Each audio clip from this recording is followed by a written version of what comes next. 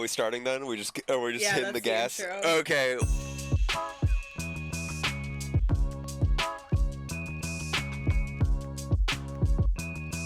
Welcome Hi guys, everybody. Welcome back to episode 2 of the Episode 2 of the Pop-Tart Podcast. It's great to have you back for the second episode. Episode 2 of the Pop-Tart Pod. Pod. Episode 2 of the Pop. You don't have to keep going. Episode That's kind of 2. just the thing I did. Episode 2 of the It was Pop-Tart. just kind of something for me. It's great to be back. Yes, oh my god, it's been a whole month. It has, which has absolutely flown by, might I add. Yeah. Extremely quickly. It feels weird to already be doing it. It feels like it should be like another 2 weeks. Yet Yeah, here we 100%. are. I hope the entire audience is having a grand day. It's been I an hope eventful. Fried Egg is having such a good day. I am a massive fan of Fried Egg. I hope Fried Egg specifically is doing great. But you know what? Shout out to Fork string of numbers. You know who I'm talking about? Why didn't you prepare with his name, bro? Well, you know, Fork doesn't come to mind that often. I'll be honest with you. Wow. But I was thinking about him the other day. He's on the Redoing video and like a couple of others, and I don't even know if Fork is like real. Fork could be like a fake entity for all I know, and it would honestly make more sense. But wherever they are, I hope they're having a grand time. I hope they're doing just fine. I feel the exact same way. So, let's just start off. How was your week? You know, busy but not bad. Not bad. Been cooking up with like D&D stuff and art stuff and channel stuff, of course. What about you? What have you been up to? I have just been like in the full swing of wedding planning. We're now at like 4 months out, which for some reason 4 months seems like it's right around the corner, whereas 5 months just felt like it was so far away. Yeah, I know what you mean. It's so, like 4 months is like very like that's like nothing. Yeah, especially with like how quickly it went from being 5 months to being 4 months. Well, and then 5 months is like, oh, I have like 5 months, but then 4 months is like, I only have 4 months. Right. You know what I mean? There's an immediate psychological difference. But I'm so excited to get married. I'm excited for you. I'm excited. I was just talking to some other friends.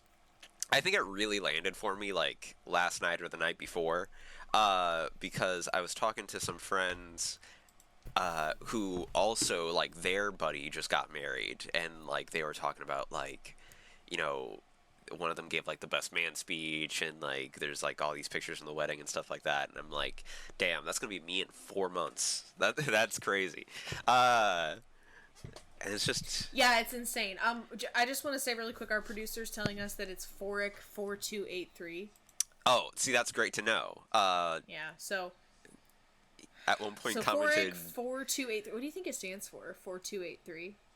Probably his social security number, if I had to guess. What if he was born on April 2nd, 1983?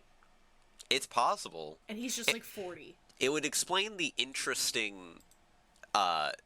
patterns of commenting. Yeah. Let me pull up like a full Fork comment. I know there's one on Redoing. Full comment. There's one on Redoing. I think there's one on Hometown.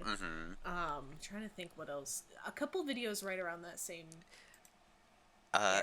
Yeah, here we go. FredEx Americana Simulator 2025. Redo. That's on Redoing. Redo. Do it. Redo it. Redo. Which, like, what do you mean, Fork? what does that have to do? I hope he's still watching. He hasn't commented in a long time, which makes me think he's probably moved on to, like, greener pastures. Right. That sounds like he died. I didn't mean it like that. I just meant, like, you know, maybe he's in, like, Germa's comments now or something. Right. But... I always assumed Fork was a bot. Personally. No. But I would love it if he was just like an older gentleman that doesn't know how to comment. I mean, I think he's a young person being ironic. That's like what? It's like too ironic good. to English? Like ironic to the idea Yes. of commenting? Yes. It's he leaves art, truly. He has a magical way with words. Uh, oh, we have another one from the producer here. Oh, it's his channel. Yeah, guys, our budget has gone up. Oh my god, he has. Okay, wait. We need to like Go through Forex videos. Yeah, we need to dive later. He's definitely young. We'll dive in later, but anyway, let's hop into our first segment where we're going to talk about what happened last time. Last time on Hypercam. So we just go video. First go ahead. First to now or back to front? Like, okay, we'll do it that way. Just go with like, what's the first thing we uploaded after? Was it mine?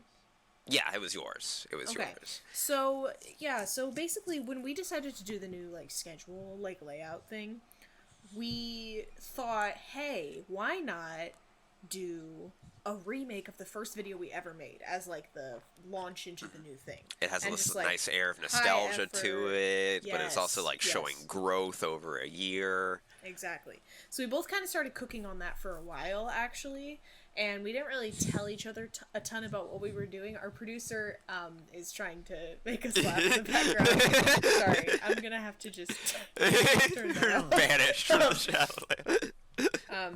Yeah, sorry. But what was I saying? Oh yeah, so Princess Peach. So yeah. So Princess Peach. Basically, the way that the very first video of this channel was made, it was made the same day that we decided to like start the project, and we were like, let's upload something like today. Right. I think, right? Or like this week. It was like, and I was like, I gotta really make soon. something like tonight. Yeah. So I was just going through my downloads folder, and I found just a Nintendo 64 Princess Peach .obj and opened it up, and I was like, why do I have this? And like I just spun it around and started singing, and then I made like a little animation out of it. So for my redo, I had to obviously step it up, redo it, exclamation point. But yeah, I had to step it up and like really bring like something that showed I had put time into it instead of just chopping up a bunch of different like weird effects that I found like just layering filters. Like, yeah, exactly. And so yeah, so I modeled the little like peach, like the little like tiny peach, like the Cocomelon peach. Because apparently Cocomelon doesn't have a fucking peach. Whatever. Wow. And then yeah, I ripped the other Princess Peach from. It looks like some other games. Maybe Sunshine, perhaps. I don't know. I don't remember. Models Resource. Hey. We love it, and I gotta say, you did a great job. It really showed, like, you've been on some Blender Heezy for the past few months, really, and it was cool to see that kind of come out. What did you say the map was? It's an old, like, unused testing map from Sunshine. Really? That's super cool. So maybe the peach is from Sunshine. I can't remember, but anyway, I just had a cute little video and some camera movement, and I just played around with some lighting stuff, and I'm just trying to get better at like understanding Blender and like kind of animation in general. There was mine's pretty simple. There was the other one you did a little bit further back. The long horse video was also cool, and that was kind of when I saw you really start cooking, because I mean you've used Blender for years, but I've only really seen you start like really like blending recently. Well, it's a combination of like not wanting to kill myself and then also like more free time. Like when I worked retail, I just did not have the type of time to like learn a software. I fully get that. And Blender is but now I have time. Blender is an interesting beast because it's probably the simplest thing to use to do like a bunch of stuff, but it's also like a lot to unpack when you first get your hands on it. It feels like hopping in like a plane. I was gonna say it's like being sat inside a plane and being like, go. Yeah, figure it out. Go. Yeah. So great job with that. And then your video. Yes. So my first video on the channel was, I don't even really know how to describe it. It was just like a it was. That's what it was. What does that sound? It's custom. I did it in like Audacity or like Reaper or something like that. See, that I did not know. Yeah. I was goofing around with antiquated software around that time. I don't remember what it's called. Yeah, but it's like super old, like That's what it is. Bryce 7.1 is what I was goofing around with. And it's this old, like, 3D landscaping software that, like, makes a bunch of, like, that kind of, like, old, like, Y2K era graphical aesthetic, like, vaporwave kind of thing. Where it's like, you look at it and you're like, that looks old as hell. But it's also kind of nice. There's something nice to it. Like, it's giving, like, school computer lab. For sure. Like, giving, like, you know, idle animation kind of, like, thing bouncing around and, like, super old, like, chrome special effects. That, like, those animated videos that our teachers would show us of, like, the CGI, like, music machines. Yeah, exactly. Animusic. Yeah. Animusic. I was trying to figure out how to do that around that time. Yeah.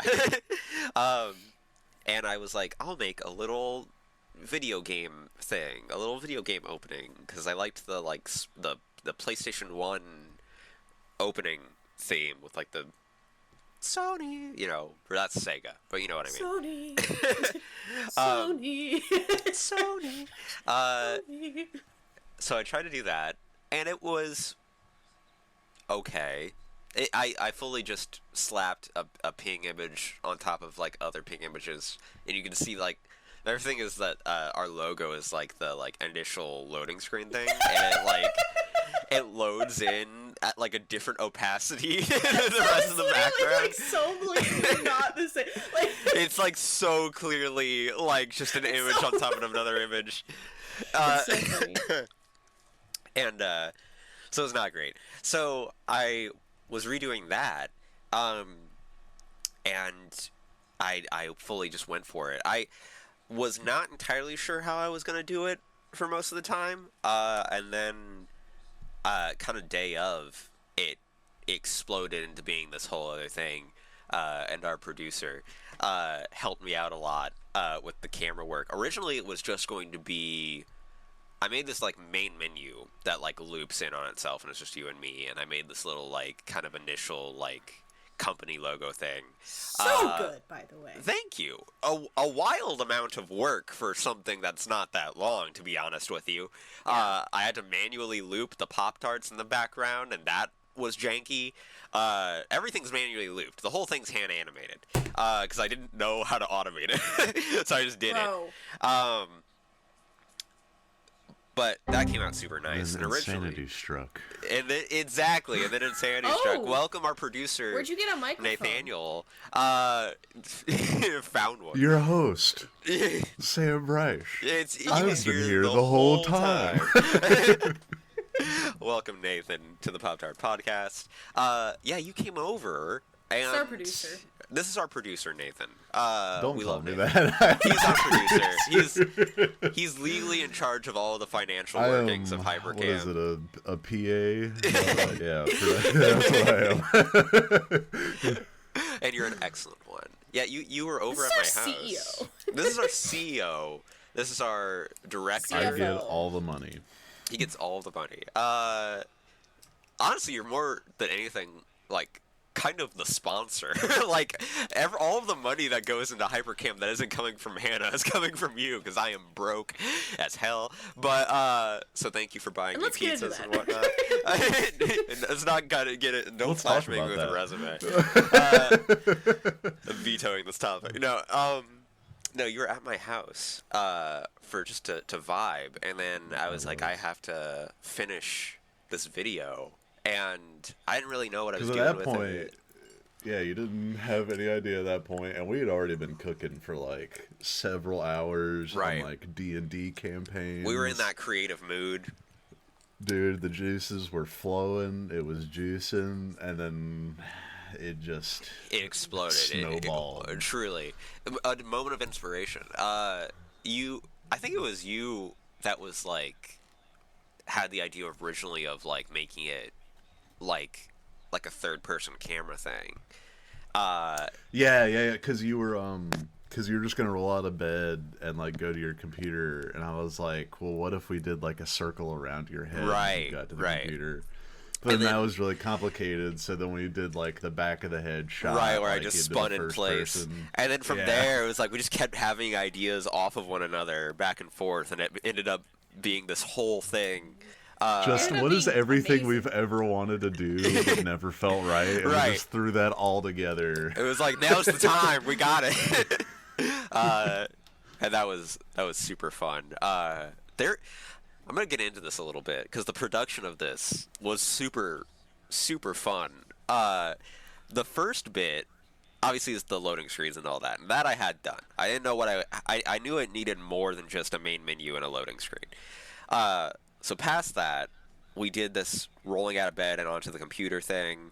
I messaged Hannah and I was like, hey, I'm going to call you a few times, don't pick up, because I wanted there to be this beat of, like, my best friend not picking up the phone on me, but I also wanted to make sure that my best friend would not pick up the phone on me.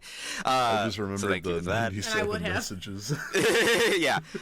Oh, that was one part that was really funny that didn't really come through on camera, unfortunately. Nate sent me, like, 190 texts. That were, the idea was, like, on camera, there's just going to be this message on Discord that's, like, a super, like, I never pick up on him, but with all of the, like, really see it. Yeah, with all, like, the bit crushing, like someone who wants to talk to you so bad, and then the person you want to talk to doesn't pick up. Exactly.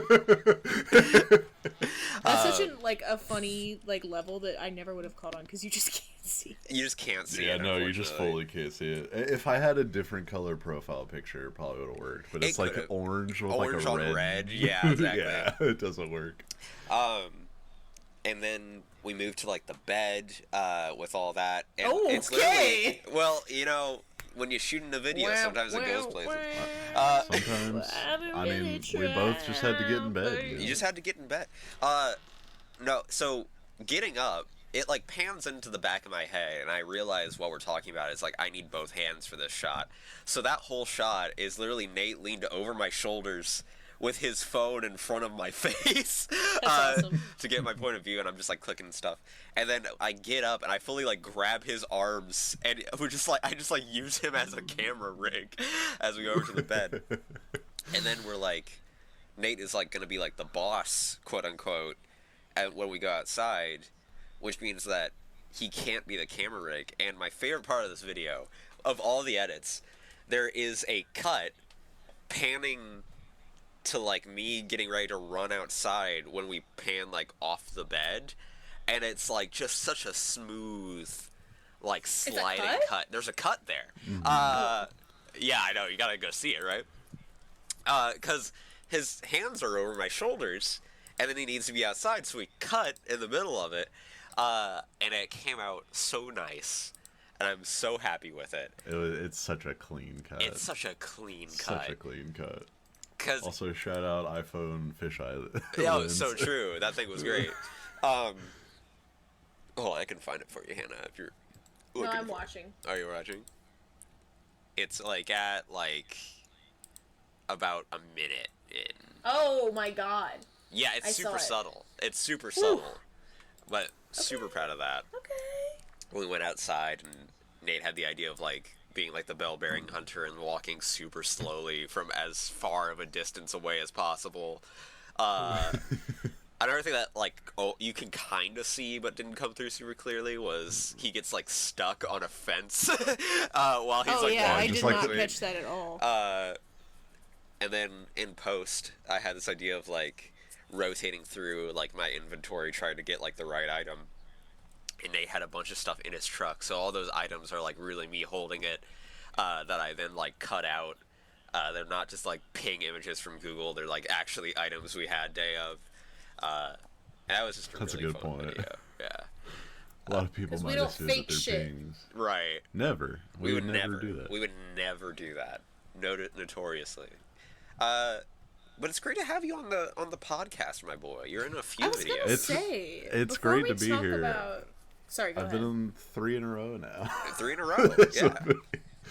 I wasn't expecting it this early. I figured it would be on like episode 80 of the podcast. We're never getting to that many. We're gonna die. That's 80 months. That's 80. That's actually, yeah, that is a lot.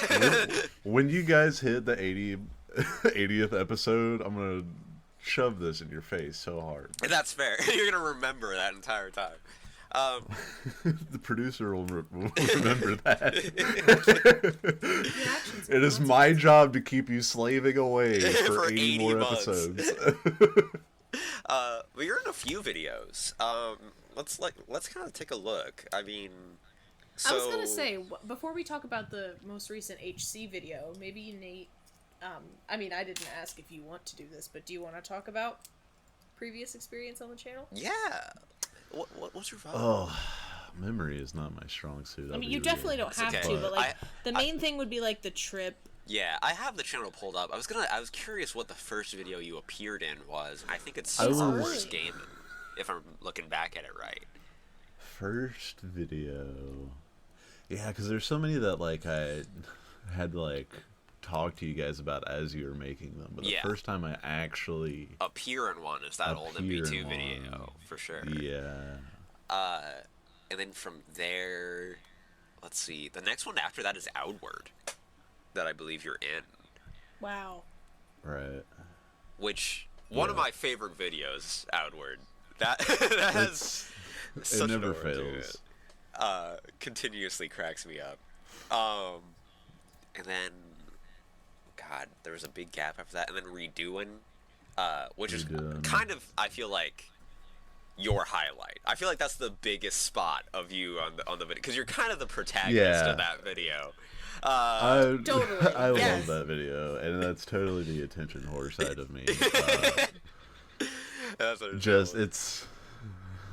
It captured the other great thing about that video is that like that video is cringe and it perfectly captures what that night actually was. Right. Yeah. Which was cringe. It was the worst concert I've ever been to. Because you've been trying to pull me to a concert. I'm pretty introverted, all things considered, and you've been trying to pull me to a concert for like years. And finally, I cave. And we're like, let's go to this concert. There's going to be a DJ. We get there and it's like one person. Well, I didn't even know it was going to be a playlist. DJ. I thought it was going to be like a band doing covers. Oh, right, because it's yeah. Yeah, because they do shows like all like across America. So I was like, this isn't some rat house gig. They'll have like a band or something, and they'll just go out and do covers, and it'll be a good time. Right. And no, it was just a DJ who had like DJ loosely quickly Googled like emo punk playlist and just completely fucked the entire show. The vibe There's was a point where there was like 10 of us on stage, like, giving her song suggestions to play. It was rough. It's the amount of time that concert was people considering starting a mosh pit, and the vibe just wasn't right. Like, it was like truly an hour of like 6 guys in the back, like, swinging their arms back and forth like they are about to mosh and then not moshing. That's so uncomfortable. And then there's a bunch of people there too that just like anytime you moved more than like 2 inches, they were like, "Oh, you're so what are you doing? Right? You think this is a mosh pit?" And it's like, Jesus Christ. I would like it to be. Yeah. Honestly, I was so proud of making that concert look cooler than it was. Yeah. Very, very well done. I don't know. I still think because you haven't done a whole lot of like long. I don't know. That's definitely one of my top videos personally. That and the I had to do homework.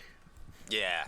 Those that's when like your editing just really comes through. Really locked in on those two.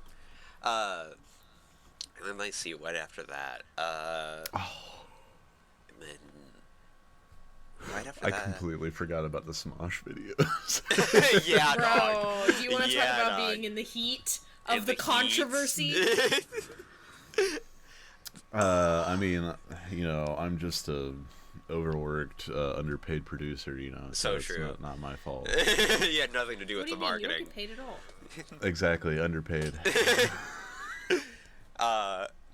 Well, even before the Smosh videos, we had the Parkour Civilization video, and then a good week, and then I was gonna say you you'll never visited believe... for a whole week before. Yeah, that. You'll never believe what we found in the woods. That whole line was super fun. It was a great time. That video caught me so off guard. I was so not prepared to be in that video, like, at all. Which one? I was so you'll never believe what we found. Oh, right. That was a whole, like, we were really flying by the seat of our pants on that whole experience a little bit. Because we'd, like, go to, like, the park, and we'd figure out, okay, like, you know, this is where we'll shoot, this is kind of what we'll do, and I'll be like, alright, and then, you know, in my head, I'm thinking, like, okay, now we'll kind of go over dialogue, and then you guys are like, okay, we're recording, and I'm like, oh, fuck. Improv, bro. Improv.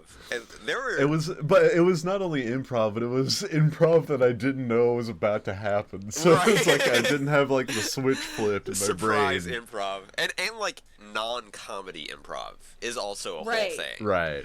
Like I think we're all a little used to this point to like being funny with each other. I think that's a little bit more in the wheelhouse, but like I think that's what got me too is like I didn't know what kind of vibe you guys were going for. Right. Like and I didn't know how you guys would be improving, so what you I did didn't was know how to perfect. improv. It was perfect because it has that video does I think. I mean I think it does have an element of like amateur theater a little bit, which I like a lot, but it also it has the energy of like this is like actually three friends that. It felt genuine. I'll put it that way. It felt genuine. Yeah. Especially, like, once we get back to Hannah's apartment. That part. So there's this one part that we cut. There's this one part that we cut that I've been wanting to make a bloopers from that video for a long time because there's a lot of really funny stuff. But there's this one part where, like, we were so tired. It was, like, the very last thing we needed to do. Right. And it's, like, I'm holding the alien on the couch. And it's like, oh my god, like, what do you think this is? And Cam just goes, do you think this is how COVID started? and Nate just goes, we can't say that. We can't say that. Which coming from me. Coming from you. It was so funny because you had been the one doing all of like the funny lines, like I'm gonna throw that bitch in the lake. Literally. I don't know about you, I would chuck that bitch in the lake. And then all of a sudden Cam's like, is this where COVID began? You go, we can't say that. To make Nate the voice of we're gonna get canceled is such an accomplishment. It was so funny. I'm so proud of that video. And then right after that was the Great Gungan Defensive, which was super fun. Oh, an atrocity. An atrocity. I love that video so much. We honestly got to go back to like Arma or something like that at some point because it's great content farming, to be honest with you. And then we had a little bit of more of a gap in Nate appearances. I think you're technically in the Marvel Rivals video, but it's probably not as pronounced in there. I don't even know if I am or not, but I was actually going to say I really like that video. Oh, the Marvel really Rivals one? Yeah. Yeah, I was proud of how that came out in a big way. That was, I think, that's the first one really of that style. It's weird to me that the Great Gungan Defensive is before that video. Like the Marvel Rivals one. It's kind of a weird timeline. Yeah. Then also like the MB2 one way back, and I think what that is a case of like, you know, just a practice. You know, you had done a few at that point, and for sure. So to me that the Marvel Rivals one just feels like really like on the dot. Now like we're locking in a little bit, zeroing in on and then right after that, well, we had Bob gets canceled for bro, this video. I love Bob Gets Canceled. That video needs so many more. Well, honestly, it's doing pretty well for itself now that I'm looking at it. It's doing well for our average view. Yeah, it's at almost 740. That's solid for us. Yes. I love that video. I guess. And that's probably yeah, probably. Yeah. That was me trying to like kind of figure out if a video like House would work again if it wasn't House a little bit, and it's like yes. Yeah, it's like there's an audience for this for sure. There's the Need for Speed video. Oh, I will mention this. You won an award at the Hypercam Awards. Shout out the Hypercam. I did. I beat you a did. mule. You beat a a mule. meal. You beat a meal Whoa. by like 2 videos. Starting deep. Fuck you, Emil. I know he listens to the podcast too. He's gonna show up at your house. I hope he does. I miss him. Aw. Well, and we're gonna be looking forward to the next Hypercam Awards as well for maybe a rematch. I feel like next Hypercam Hypercam Awards, it would Best be. producer. We need to really step it up. We do. We'll have to talk about that. I feel like there's stuff to be done about the Hypercam Awards. Did we have a live? To make it less of a PowerPoint and more of like a conversation. What Was there a live audience at the last Hypercam Awards? Yeah. For the recording. Yes. No. Okay. Was there? Was there? Yes. Damn. It's been a We while. dressed up and presented. Oh, it to yes, everybody. that's right. Yes. No, I remember now. That's right. Because I'm just thinking, well, we watch it in Discord, but that's because you were just We literally pulled it out of streaming the envelope. raw Right. recording. I Yeah. got you. Man, it's been a while. Big gap again. We kind of do our music thing, and then we hit the second vacation with those Smosh videos. Not a whole lot to say about the one, to be honest, at this point, outside of Sorry. Yeah, children do not like that first one. Although those videos are also doing well, considering. Nate, how was Yeah, it and I doing think that's part of that. improv comedy? Yeah. What was your experience with, with that? Well, there's several things that I think went tragically wrong. So true. Number one, not enough step sibling porn references. Literally. So There's two. There's only things. one. We needed to step it up. We get those numbers up. One is that we had terrible prompts It's true. It's true. for like most. I told of you guys them. we should have gone promptless. Nobody cared. Yeah, well, there's the thing is we went promptless, but I think the issue is that we went promptless after doing prompts. So then, we had them stuck The in prompt our heads. head, yeah. Yeah. The thing with that video, remembering as well, is I think we came in almost a little too confident. Because right before we did that video not recording. And it was amazing. That's the thing I forgot about that. We burnt out all the good. We burnt shit the before we entire recorded. good stack of good improv, not recording. I jumped over a couch at one point during that. The whole time it was hilarious. And then we turn on the camera, and it's like we forgot how to be funny. But I think it there was enough there. I think exactly 7 minutes and 6 seconds of funny was as much as happened in that hour and a half of footage. Would you guys And that be probably doesn't interested really in come a redo? across. It's a 7-minute video, and we did that for an hour and a half Yeah. at least. For sure. It's so embarrassing. I'd be down to try a redo. I feel like we need to figure out a structure. I feel like the structure is going to help that a lot. Of Well, if I feel like we shouldn't do it in a try not to laugh style. I feel like we should do it improv I kind of agree. in like maybe one of us prompts the other two of a scene or something. right. what if we went completely in the other direction and did a prepared sketches? skit? Yeah. That could also be good. Bro, I mean, sketches would be so Or funny. even some stand up or something. I don't know. stand-up is something I've toyed with the idea of doing since high school, and it's stand-up is honestly way scarier to me than improv. It wouldn't be right without an audience either, but I guess depending on the situation, maybe we could do it on Halloween night. It's So possible. that was my thought, okay? So the weekend before my wedding is the end of the world party. right. What if we each do a type 5 at the Halloween party And put it on our channel? that is wildly terrifying to me. I'll I'm just do gonna it. say I already have my first joke. I won't tell it here. I mean, Yeah, of we're the course, fellow spoilers. comedians. I will tell it here and we'll cut it, okay? Okay. All right. crazy. Oh my god, we can't say that. We gotta cut that. We gotta cut that. We can't say that on here. Anyway. I'm gonna mute. I like it. No, I like it. It's good. No, it's good. It's the solid. delivery is not there, but that's the joke. I don't know how to phrase it, but that's the joke. I can already envision you performing that, and I know it would be much better. Yes.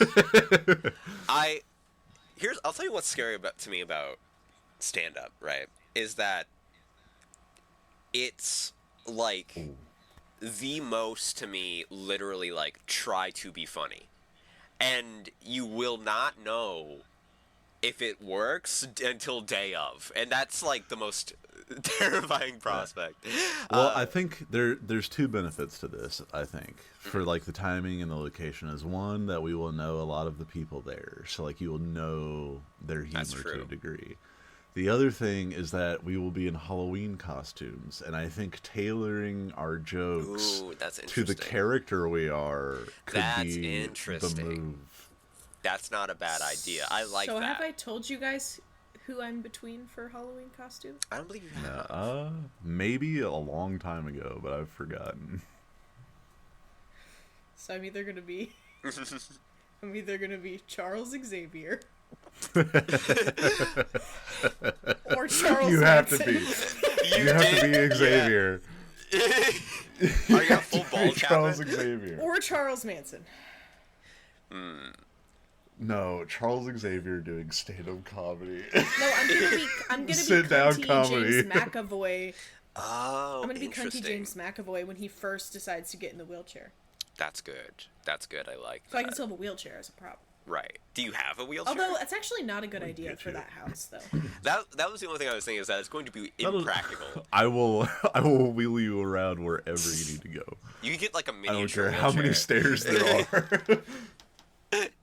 A miniature wheelchair. Yeah, just to like hold it and be like, yeah, I have a wheelchair. That's so funny. Hannah is fully turned out telekinetic. It's not a bad idea. Well, anyway, I'll come back to that later. But going through the list of stuff real quick that you were in. After that, right, we were doing something. Yeah, we were doing something. We have all of the D&D campaign stuff with Bruce, which like you're fully in those. Then Inward came out. As in, like, the direction, not the slur.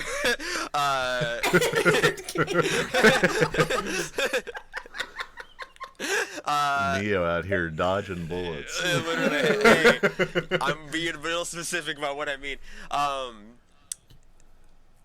And then... You're black. Let's see. I am black. It's true. Okay, just making sure. I'm just kidding. Just making sure. And I think that's the... Well, oh no, and then this is a neat little segue, perfect Incredible circle. segue. The last video we've done, the last thing on Hypercam, the peak video. Us climbing that mountain. So I'd love to talk about the editing process before we really jump in, because... I would love to hear it. This editing process was hell, okay? Yeah. I don't know when we recorded the footage, but I literally sat and scrubbed through it, like...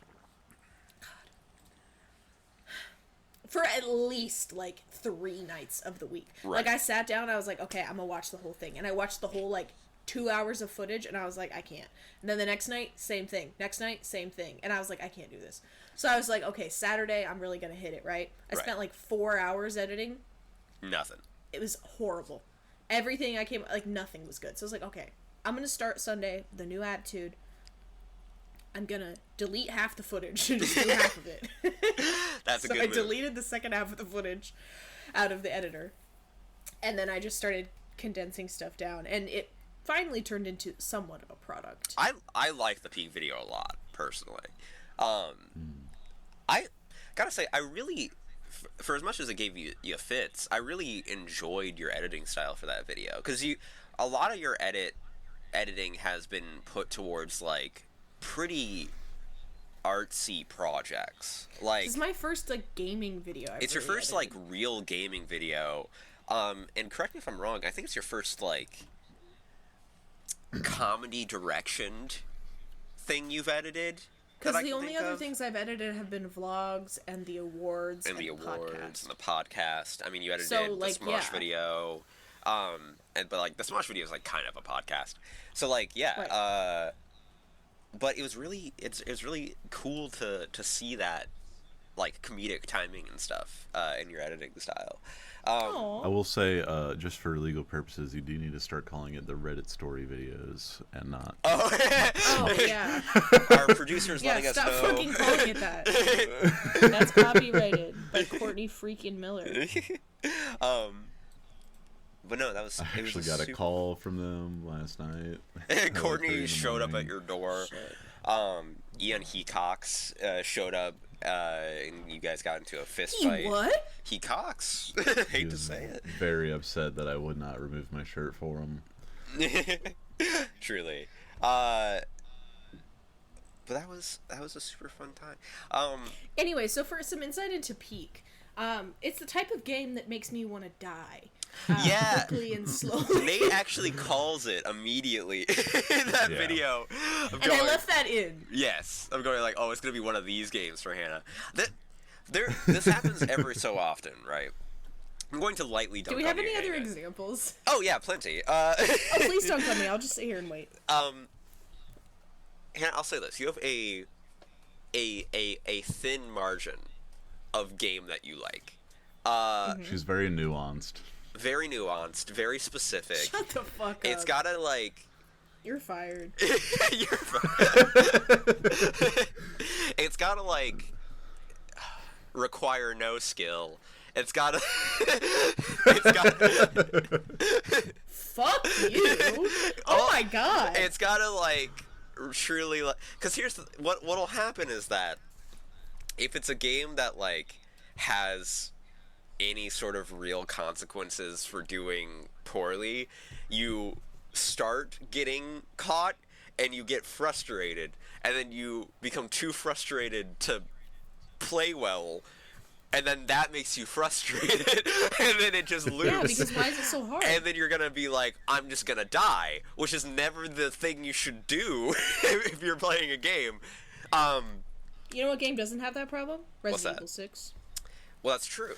That's true. Say there's 4 games that I know that Hannah's played more than like 3 hours of, and that is The Sims, yes, Fallout New Vegas, yes, Balatro, and Resident Evil. Yes, and okay, Celeste. I'm gonna pull up my Steam stats and right Celeste, now. that's right. Get Forgot fucked. about Celeste. First of all, Celeste, that's like the hardest fucking game. Celeste is the biggest outlier to this situation. I'm pulling up the Steam stats. I'm pulling up the fucking Steam stats. I am curious to see what this is laid out like. Okay, I have it sorted by playtime. What do you think my top 5 are? Well, you don't have The Sims on Steam. Sims, I'm pretty sure. It's not on Steam. I would say Skyrim. Oh, I'm cheating, and I forgot about some. Skyrim, Fallout New Vegas. Ooh. I will give Honestly, you a hint, maybe Hannah. There's a game on here she's played a lot with me only. Yeah. Oh, with you only. Interesting. Not sure yet. What's a game I was thinking don't like Played Up. What's a game we've tried to get you to play a lot and you don't want to play? Skyrim together. You think there's a better alternative? No. The Sims 4 you think there is an multiplayer alternative that is very similar that you would rather play? To play... Oh. Man, earlier I forgot I went to Florida. So the top 5 games by playtime are Stardew Valley, Terraria. Oh, okay. Yeah, that tracks. Baldur's Gate 3, Fallout New Vegas, Skyrim. And then it's Celeste, Sea of Thieves, Balatro, Played Up, Outer Wilds, Resident Evil 6. That tracks. Oblivion. Oh, that tracks. That tracks. I wish there was like a total Shadows of Doubt, playtime. Schedule 1A, Biotic Factor, Blueprint, Starbound, Elder Scrolls Online, Escape Simulator, Civ 6, Old Republic, Rusty's Retirement, Fall Guys, Lego Star Wars: The Complete Saga, Disco Elysium, Bioshock Infinite, Vampire Survivors, Far Cry 5, Risk, Global Operation, Crypt of the Necrodancer, Operation Tango, Resident Evil 5, Multiverses, Fallout 76, Multiverses. Monopoly Plus, Red Dead Redemption 2, 5D Chess Portal, Escapist, Chill Corner, SimCity 4, Subnautica, Arkham Asylum, Cuphead, Mass Effect, T-Mod Loader, Emily is Away, T-Mod Loader. What? How much time was on that bottom shell? Peak? Yeah. 3.8 hours? 3.8? That's honestly shocking Okay, for a few of those. breaking news. She's played Jedi Academy for 1 minute.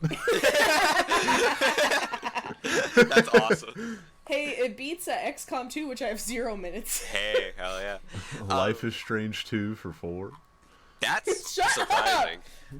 I'll take Life is Strange 2 for 4, Alex. For 4. Rapey? I wish there was a way of seeing, like, I wish Steam had a way of tracking, like, games you hated. You know what I mean? Like, games you did not fuck with at all. You know what I mean? On the topic of just look at Hannah the lowest playing weird playtime. games. What was it a couple weeks ago? Your Discord activity said you were playing MTG Arena. Yeah, what was up with that? Nothing. None of your Oh, concern. actually, no, you told me, because it had, like, a Discord reward, didn't it? Oh my god. But then I realized it was just a Discord reward for in MTG, so I did it for nothing. So now I have it, and I have that fucking reward for nothing. When you played it, did you just open it, or did you, like, play the game? Like, were you just on the menu, or did you, like, go into a match? None of your concern. You for sure went into a match, didn't you? None of your concern. How hard did you get obliterated? None of your concern. Badly. I didn't. It was tutorials. So I won. Thank God. That's so funny. That's so Bro, funny. me the first time I ever played Fortnite. Fortnite? Me the first time I ever played Fortnite, got a Vic Roy. Not realizing I was all against bots. Fortnite is actually a good example, a little bit. Well, Fortnite you've been back and forth with, but I've definitely remembered nights where, like, I've heard just despair in your voice playing Fortnite. And then I've also seen you absolutely losing your mind having a great time playing Fortnite. So that one really goes either way. Now that I think about it, I think I only Fortnite enjoy a is game the if I'm doing most- good. Right. Yeah, I was gonna say I think Fortnite is the most skilled I've ever seen Hannah be in a video game. That's like that's like not like Balatro or something like Right. that's not like a mental game. But like something that's like multiplayer. I mean, Cam can vouch for the fact that I am not a terrible like shot when it comes to like shooting I forgot games. you played League. Yeah. I also did used to play League. I'm sorry about that. That has really nothing to do with what I'm saying now. But I'm not terrible like with like like shooting. I just never played games like that when I was a kid. Like I didn't.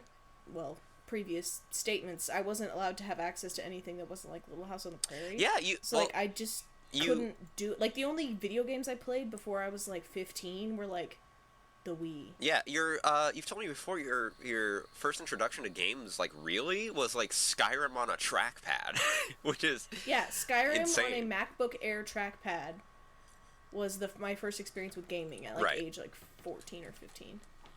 Yeah. So I mean, I would say like most skilled I've seen Hannah is Celeste because you're quite good at Celeste, and Celeste is difficult. I use joystick, thank you very much. Especially towards the end of Celeste, that thing is a nightmare. I never beat it. But I also have not beat it, to be fair. That was the one thing I thought would like hook her on, like, because looking at Pika, I thought like Hannah is probably not going to enjoy this, but I was like the one bridge that could hold her onto this is the platforming and like climbing shit. Well, fortunately, there's no cute trans girls in Peak, so. Well, there's me when we play. Yeah. So rude. That's actually fair. That's actually fair. I said cute. Oh, damn. Well, we've not reached the top of the mountain, so you won't know till you get there, will you? was so threatening. You won't know, will you? You cover me on my podcast. Fuck my wife. It's a long way down from here. It's a long way down. So 6 feet from the edge. does anyone have anything specific to talk about Peak Video, or should we move on? I mean, I think that's about covers the base. I mean, it's very fun. There's still half of footage of that. That's in that was the one thing I banks. said, that it's crazy that of all things, Peak is like currently most likely to get a sequel on the channel. Yeah, it would be either that or Resident Evil right now, because those are the two things that have extra footage in the wing, just waiting to get edited. One thing I do. Hear that? I don't. I was just kidding. I was trying to do a segue. You go ahead. Oh no, I don't. No, one thing you wanted to. Please. Oh, you know, in the time where you did the segue and then we went back to me talking, I'd forgotten that I'd done that. One thing I want to do really badly is do a clips, like the clips, like old eclipse, solar eclipse. The old solar eclipse. No, I have like an insane backlog of footage from games just over the years that I was like, that's funny, clip that. And I would love to just condense that into a long form video and get like a bunch of like Lethal Company and all kinds of stuff. Agreed. One thing that you should also make them into shorts. That's a good idea. Yeah. For the algo. That's not something I've delved into yet, really. Mm-hmm. But we should definitely be doing that. For sure. I was also gonna say, if you want to do a long form video, one thing that's like popular with a lot of gaming YouTubers is they'll do like an end of the year montage. Oh yeah, like best of the year. Right. Except for you, it'd probably be across several years. Exactly. Yeah. Best of my life. That would probably be the time to do that. That's not a bad idea. I also forgot I had notes from the other night. Hell yeah. So Hannah like quickly gave me all the topics and I wrote them down. So before we transition off of last time on Hypercam, I've got 3 things jotted down here, and we've already covered one, which is Hannah hating Peak. No, you guys, there was multiple 20+ minute long sections that I had to cut out because it was just me going, I can't fucking do this anymore. I'm going away. I'm fucking leaving. And I would just walk away, like from my computer. Not just like in the game. I would leave. I don't think we ever realized you physically left your computer. I definitely did multiple times. There was a couple because Hannah would become a ghost and then hover in the exact same location for an extended amount of time, and I could hear like rustling in the background. I'm like, she's gone. She's fully gone. Also, as soon as I died, y'all just stopped being funny. Let's talk about that. Well, it's because you're the funny one, Hannah. Duh. So true. Yeah, totally not because we were focused on surviving. On not die. Sorry, it's fucking content. It's not for fun. It's for profit, money. So true. And profit. That video got immediately demonetized. That video didn't make it out of the editing bay without getting demonetized. I literally said to myself 2 seconds in, I said, I'm using Cowboy Bebop music, and I don't care. I don't care. And I don't care. And then I said, and you know what? To put it right on top of it, I'm gonna use Straight Outta Compton too. Why not? I'm gonna use Fuck the Police too. I'm gonna give myself a rub on the back here. Go on. Because we've touched on all 3 of the notes I had here for last time. Hell yeah. So I just got it like that. I don't even gotta let you guys in. You just do it. Hell yeah. What else was it? So Hannah hating Peak, and then Cam's Dark Souls video was great, and we touched on that. I did a Dark Souls video? The third one, the Bell-bearing Hunter. Oh, okay, got it. I see what you mean. You're like, wow, I'm just making content for so long, I completely forgot. Completely forgot. And then podcast was great. Last episode of the podcast I enjoyed very much. I'm probably biased because it just felt like being in a Discord call for me. Well, thank you. Well, for you, now you don't get to watch this one because you're in it, so you can't legally watch it. Hannah, you and I watched the last episode together.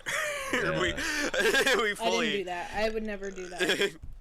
I don't watch my own content. I'm a star, honey. Yeah, so true. Baby. So true. I'm not me anymore when the camera turns off, so I'm never watching my own content. Do you guys hear that? What's that? What is it you hear? Do you guys hear that? What is that you hear? You hear what The Rock is cooking? What is that Hold on, do you guys hear that? I actually don't hear that. No. No, hold on. Is that the train? No. Shh. Stop killing my vibe. Have you guys heard that? Did you guys hear that? Is that a train pulling in? That's not what I wanted. That's not what I wanted. I wanted something. That's not what I wanted. That's not what I wanted. I wanted something like this.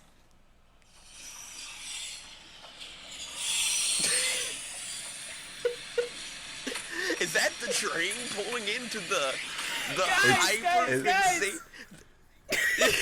The hyperfixation. The hyperfixation docking station. bay. Is that the train pulling into the? We just docked. We just docked. Welcome to the hyperfixation station. Reel it in, guys. Reel it in. Reel it in. Guys, Let's this log week, in. you know what I've been hyperfixated on? Dock. What's that? I'm just kidding.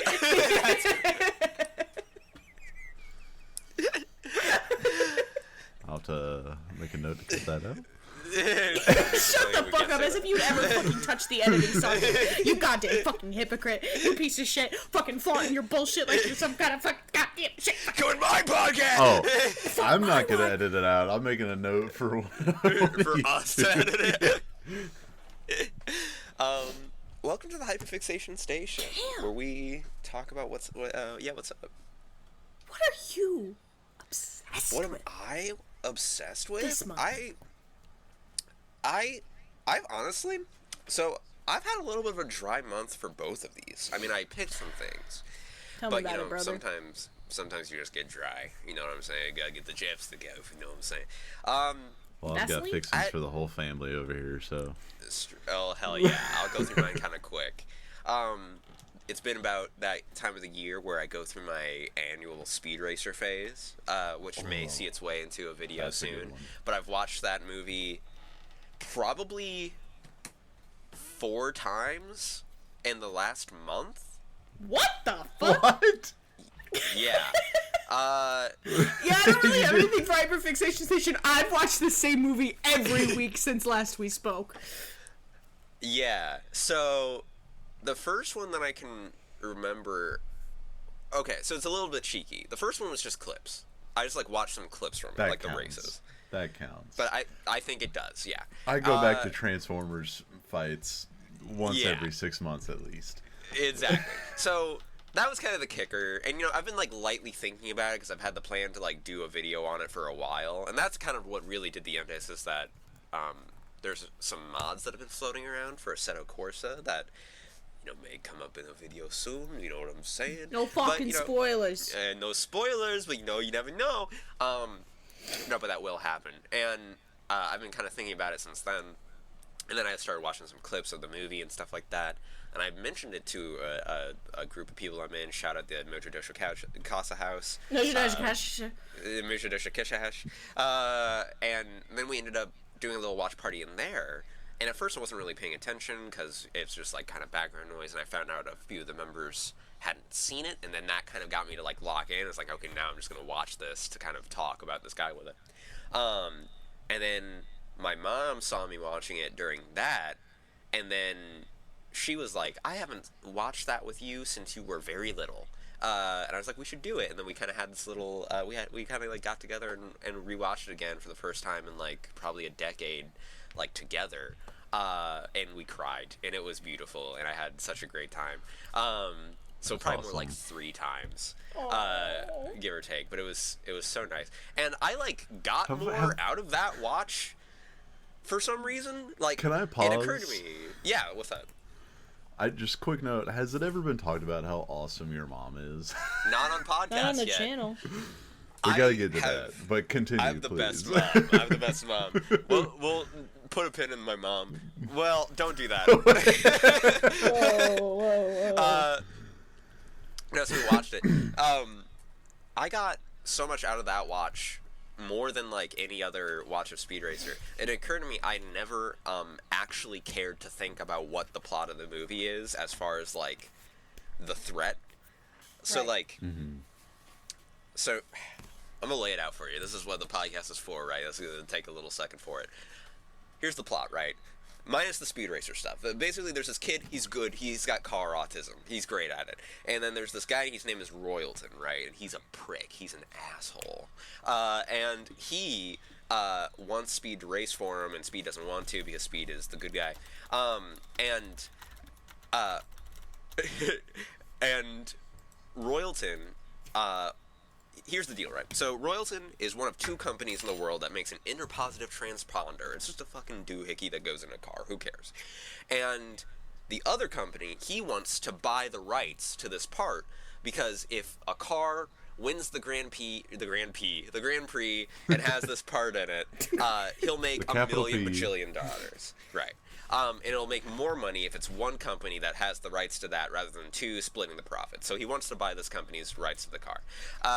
This other company, Mushimoto Works, is like, I will make this deal with you if you can give me all of the stake in this other company called Togacon or whatever.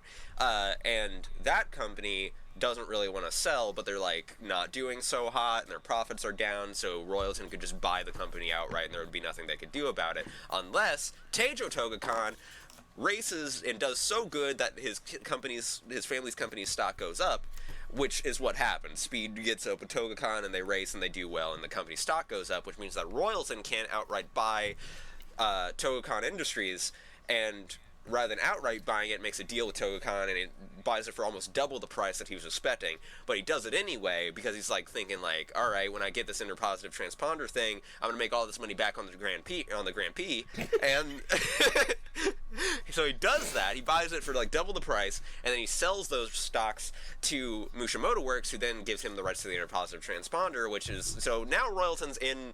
He's in debt, he's like not doing well, he's already spent all of his money, and then on top of all of that, he's rigging his cars with illegal shit to get Speed, because he's worried about Speed showing up. And then Speed shows up, he does his thing, he does the racing, he speed races, and then it is revealed that like, oh, friggin' Royalton has been juicing his cars with the bad juice, and then it's all bad. And then, so not only does Royalton blow all of his money trying to get this part, then he is gambling on winning the Grand Prix, which he doesn't even win the Grand Prix. And then, so he's not made any money back, and now he's going to jail. And I just never realized all of that until watching it with my mom, like how straight bone-zoned Royalton gets. Good. And that's my thing. It's also, like, such a valid storyline. It's perfect. It makes total sense. I love that movie so much. So much, I do. It's brilliant. I need to do like a full review of it for the channel at some point. There will be like multiple Speed Racer videos over the course of this channel, and I just want everyone to know that. Like, 100%. It's inevitable. In the same way that I'm sure John Darnielle will show up again. Yeah, Speed in his car. Don't fucking talk about John Darnielle ever again. Speed Racer is my John Darnielle a little bit. Like, everything you have for like 40-year-old white men that are like kind of giving father figure, I have for like this autistic kid who drives good. You gotta it's really the Lord drop is crazy. Why do you gotta yank my chain? What about you, Hannah? What was your hyperfixation this month? Bro, it's fucking Balatro. I had a feeling. I know it's like a year ago was the hype or whatever. I don't give a fuck, okay? I got sick of watching everyone have fun. I started getting recommended Northern Lion videos on YouTube, and that was really the end of it for me, honestly. I heard him talk about Death Cab for Cutie one time, and I said, this is good. This is my new dad right here. Right. It's my new papa right here. But yeah, I mean, mainly I've just been, like, playing so much of it. Like I said, it's somehow in, like, my top 10. 54 hours in 2 weeks. Okay, that's not that bad. That's incredible. For you, that's incredible. For you, that's incredible. Yeah. I have a 9 to 5, guys. It's true. That's why it's Business like... I have a 9 to 5. It's been that has nothing committed. to do with it. You just don't be playing games like that. Well, I have an it's 8 to also 5, like... and I put way more Listen, hours. I do be playing games like that. They're just not the games you're seeing on Steam because they're called The Sims 4. Well, that's true. Yeah. I will say it is the biggest thing since The Sims that I've seen you like get that level with. You are probably my friend that has gone to bed the most consistently in my life. Good. that being said, the times when you don't used to just be The Sims, and now it's Balatro. The only time I see you up past 12 in my entire life has been you're playing The Sims or you're playing Balatro. And it's, like, the other night even, people were like, getting off, and you're like, I should go to bed. And I was like, oh, yeah, I'm going to be up for a bit, so I'll hang out in the call with you.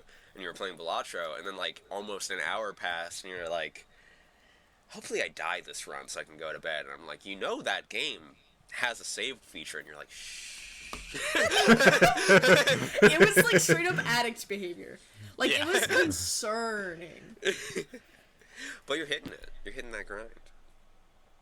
Listen, it's when I get a game that I'm actually good at, I get really obsessed with it because it makes me feel validated because I'm so bad at Right. video games normally. It's understandable. I don't even think you're that Balatro bad. is also just so pleasantly designed. It's nice. It's relaxing. It's really the thing I realized when I started playing it, because it's been kind of one of those things where, like, Balatro, like heroin, is one of those things where, like, everyone around you that does it is like, you should do it. And Oh, yeah. Because Amy, shout out Amy, my friend, she has played it for a really long time, and I always see it on her, Discord thing, like, playing Balatro, and I'm like, oh, God, like, I know I need to figure it out, and I almost got it for the Switch. I'm so glad I didn't, because then I would have it at work. it would never end, yeah. But you guys did eventually get me into it, and the thing I realized immediately is, like, this is a fidget toy. Like, more than anything, 100%. this is popping bubbles. This is, like, ratchets. It is the perfect game for when you're, like, sitting at your computer and you're like, I don't know what I want to do. Yeah, for sure. And it is one of those games where you can just boot it up and just have a good time. Doesn't matter if you're talking to people, watching something on the other monitor, listening to music. It has an insane, like, input-output ratio. Like, it requires so little of you to give you so much serotonin so quickly. I will tell you right now, if they ever put a timer in it, it will bomb the game immediately. Like in the like sense, a like, round it would break timer. it. Yeah. Like if you had to, like, play a hand or whatever in a certain amount of time. Oh, yeah. It would destroy it immediately. Like, it's like this perfect blend of, you know, like, you gotta pay attention, but you can do it however you want to do it. Right. You know, you can't just be playing hands willy-nilly. You gotta think about it. But you can think about it whenever you want to think about it. Right. It'll be there. I can come back later. Like, it's easy. It gives you that good feeling of I did something hard without the pressure of, like, messing up because you didn't have a chance to think about it or do your best. It gives you the time to do your best. Yeah. And I think that's another reason why I like it. It has, like, it also has, like, that good gambling juice, but also feels like you're actually doing something. Yeah. With And your, it's like, also decisions. gambling, yeah. That's it's like, also a big part gambling. of it. I And guess on I didn't top really of think it, about that. just We're the sitting raw... here, we're like, this is a beautifully artistic experience, and when we're playing it, Artistically I'm like, give me the 9, give me the 9, give me the 9. Slots! Literally me playing Clover Pig. There's nothing better than getting the perfect hand on your last discard, or, like, And picking up a joker that, like, is not going to do anything for you, but you're like, I know in, like, 5 rounds I'm going to be making millions off this, and then you do, and it's amazing. Even though the 99 other times you did that, you lost horribly. That one time is like, oh. And I will also say, credit to whoever did this part of working on Balatro. I think it has the best sound design since the Wii. Oh god, it's so good. Like, the Wii has something about it where it feels like taming a unicorn. Like, you boot it up and it's like, you know what I mean? And it's like, you press a button and it's like, and there's like a little bit of like reverb and you're like, oh yeah.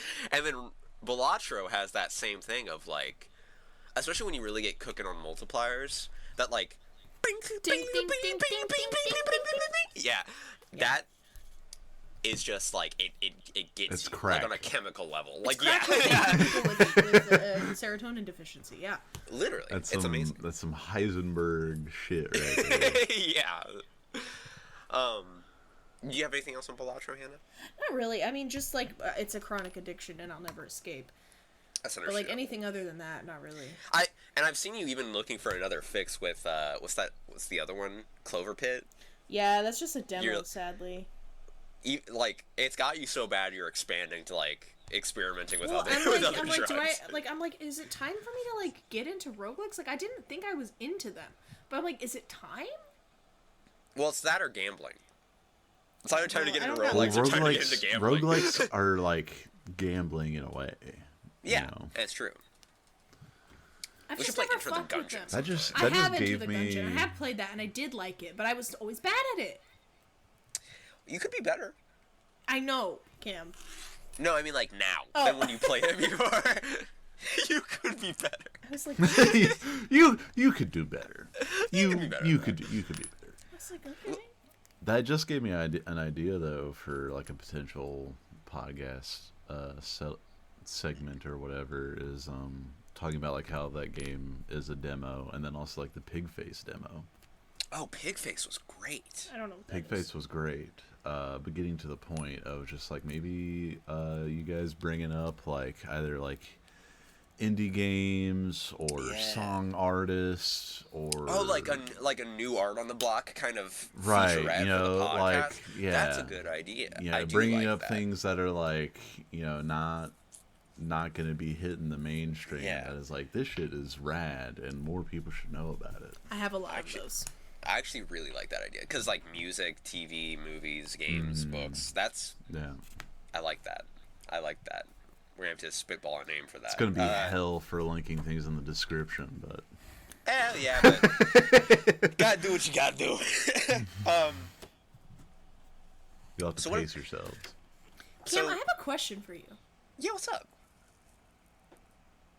What's pissing you off? Well, we missed. What's pissing me off is that you didn't give Nate his hyperfixation time. Shit, I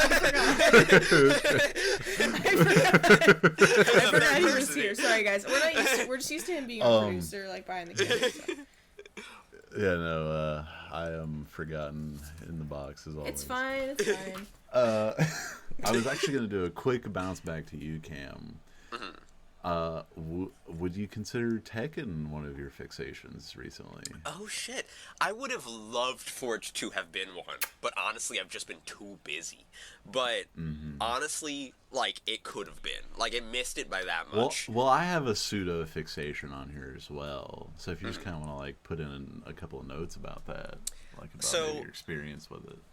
Again, shout out to MDCH, Mojo Dojo Casa House, specifically one member named Ethan, who purchased the lovely game for me right before it went on sale. I'm so sorry.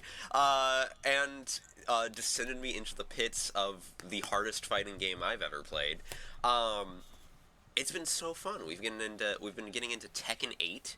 I'm like finding mains and all that. A couple members in there have been playing Tekken 8 for a while now, and like 7 and like the other ones as well, and have been absolutely wringing us out, just putting us through the blender.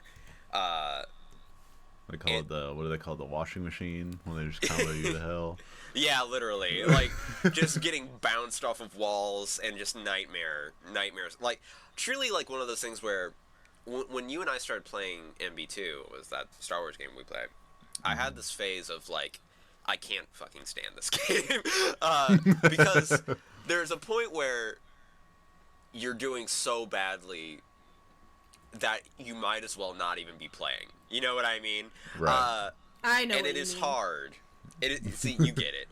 And it's hard to push past that long enough to stop being that bad. Eventually did it with MB2, which I'm grateful I did because I feel like I'm better at it with other games now. And I think if I hadn't done with MB2, I would have quit Tekken 8 by now. Think about how different your life would be right now if not for MB2. It's with so games true. In general. I'm way better at games in general. You probably than I wouldn't was. play Marvel Rivals if it weren't for MB2. honestly. but yeah, we've been playing with these guys and getting better. I play a little Xiaoyu, I play a little Asusena, I play a little now experimenting with Dragunov, and it's been really fun to get to learn. What's your been experience with it, Nathan? I almost called you Bruce. That's hilarious. That's so funny. I've been enjoying it. I'm very picky about fighting games because a lot of them don't feel good to me. They either feel like too spammy or like where you just hit anything and it works and there's like no method to it. Right. Or it's like too in the method where it's like if you don't know a 13 button long combo, you will literally do nothing. You have to be doing jutsu to give like normal forward jab. Mortal Kombat. Yeah, right. And then this game has a really nice balance of like, you know, your simple 1-2s are really solid and frankly do more damage than long combos per hit. To a substantial degree, and the pacing is really nice. It's not like your characters are throwing 3,700 punches per second, and it's like, how do you ever react to that without just like pure prediction? But it's also not so slow. It's not so slow that it's like we're just playing a turn-based game here, you know. For me, it's found a really nice balance. Yeah. For me. I also love there not being as many like quarter circle moves and it being more like angle moves. Right, like down forward rather than like swoop. Yeah. Right. I kind of agree with that with like for me it's like the fluidity versus like stiffness kind of balance. Right. Of like a lot of games either feel like super fluid and like you can like spin from one move into another like super easy, which I like that more.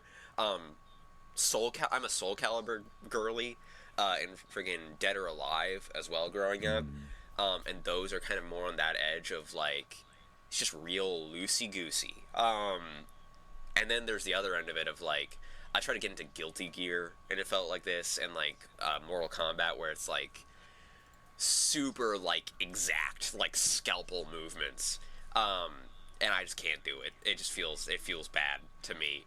And Tekken is like right in the middle and also it's like kind of like a character dependent thing of like there are characters that are a lot more like hup hup, you know what I mean, rather than like characters that like really like get a lot of momentum and stay in it.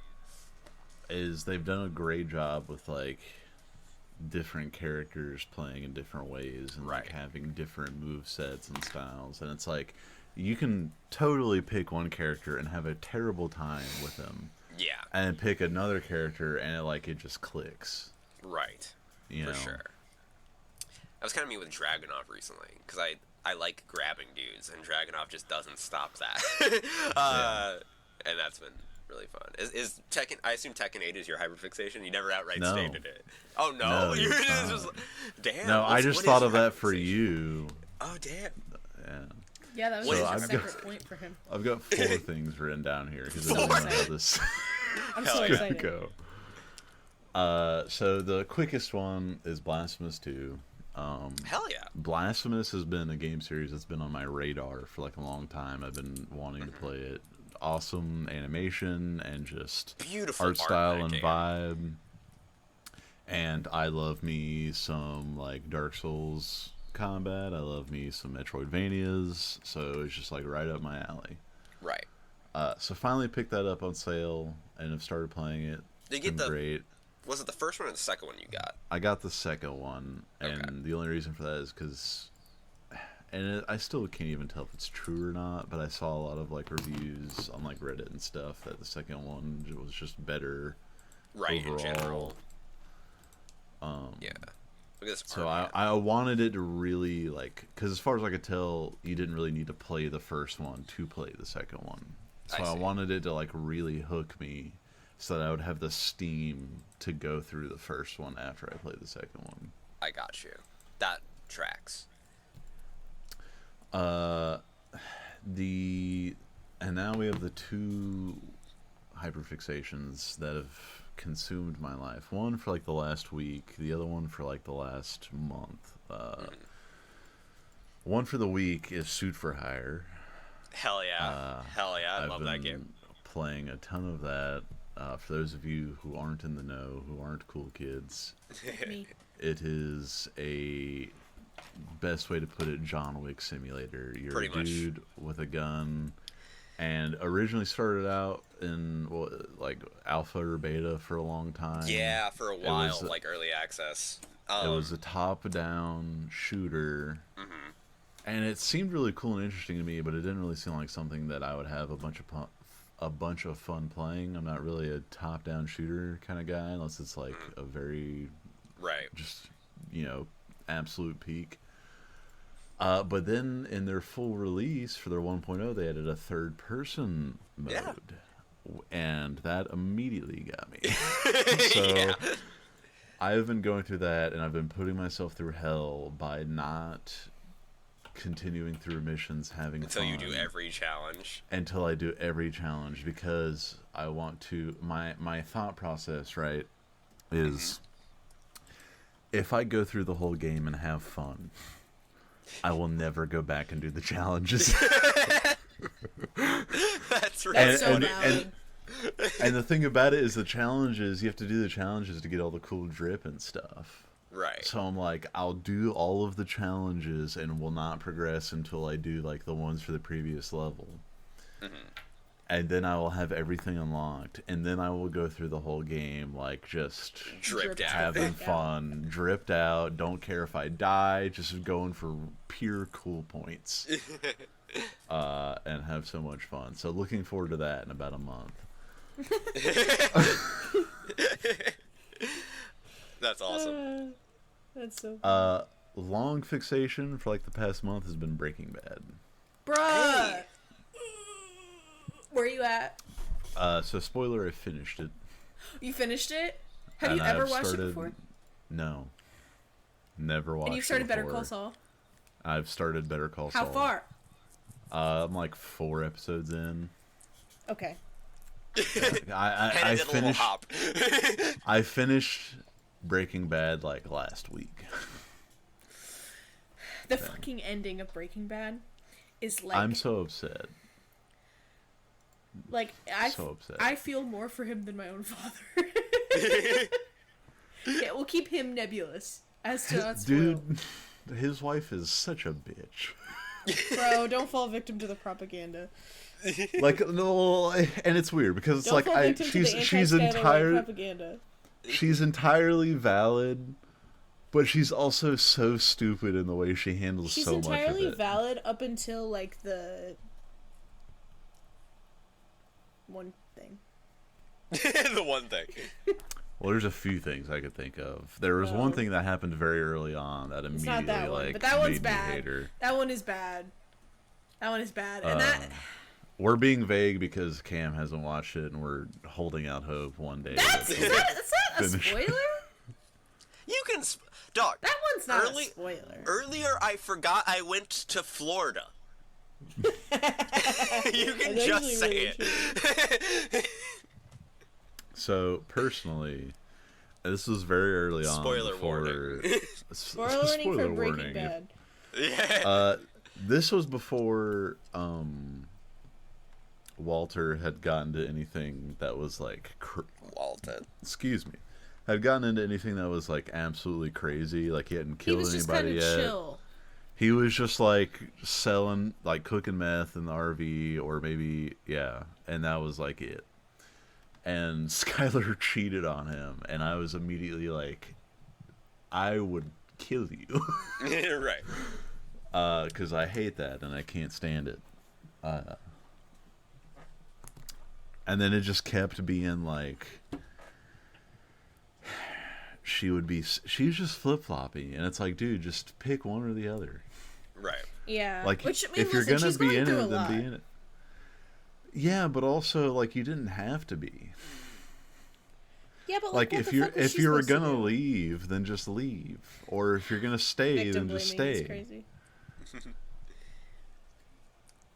Guys, Nate's officially a terrible person. I mean, it's not like Walter was holding a gun to her head and was like, "You're gonna be my wife," and that's it. It's like no, I know. I agree. You know, like for a long time, he was living separate from them. Yeah. And that was fine. And then she was the one who brought up him moving back, and then had problems with him moving back. That's actually so true. I don't know. I just feel like she gets too much hate. When, like, why isn't he getting hate? I'm not saying Walter White made great decisions. He made a lot of very stupid decisions. But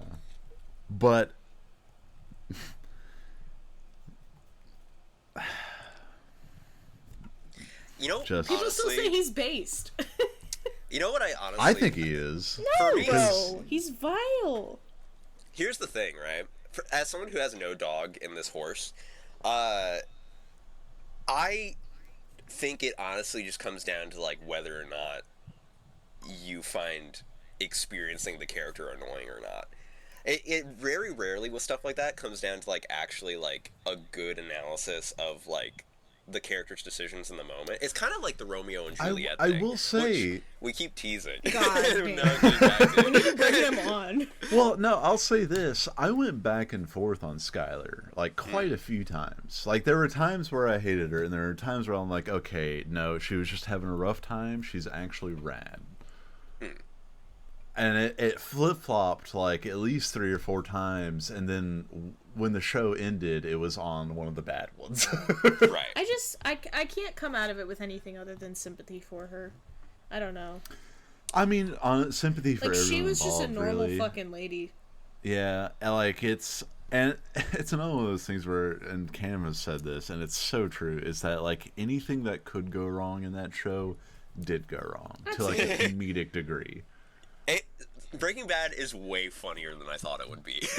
Because I've seen I've watched up until, like, the first half of the second season.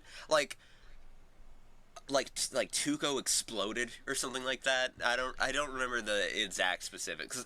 Season 1 is short, so I finished season 1 at one point, and then I got some length of the way into season 2, and I don't remember where. And from that experience, I will say, the reason I kind of think... It keeps going. It doesn't stop. Yeah. But from what I experienced with that, I kind of get both sides... Because, okay, here's what it comes down to, right? I think if it was the same plot line, but, like, Heisenberg was like just like an annoying person to be around, I think people would outwardly talk negatively about Heisenberg more and, like, bring up all of the, like, dumb stuff he does. But the difference is that I think I disagree with that. I disagree with that because, honestly, Walter is very annoying through a lot of the show. That's fair. I haven't watched that far in, so I don't know the details. The coolest person, well, no, that even he is annoying a lot of it. It's like they're all annoying in different ways. Don't talk shit about my King Jesse. Jesse never did anything to anybody. He's a victim. He's a victim. He's a victim. Jesse became not annoying. Have you seen El Camino? No, I think that comes after Better Call Saul, so I've been waiting to watch that. It might, but I watched it before Better Call Saul. I'm going chronological order, man. I'm sorry. So fucking but when I do Better watch Call Saul's it, a prequel, bro. Sort of. There's a point in Better Call Saul where it hits the show, branches off, and then goes after the show. I didn't know that. If I'm not mistaken, it's season 5, episode 9 is when it catches up to the show. Bro's been looking at the lists. Yeah, well, I was because I saw El Camino and I saw Better Call Saul, and I was thinking, okay, which one do I need to watch first? So I did like some research. That tracks. But yeah, I was gonna say the two things is that Walter is annoying. He always is like, for a lot of it, he's like just a dick to people because he's a chemist and he thinks that he's means like that smarter. He knows Right. Yeah, and it's like, dude, you're not a kingpin. You don't know how to do this shit, and people are telling him, and he's like, "You're a fucking idiot." Fuck you.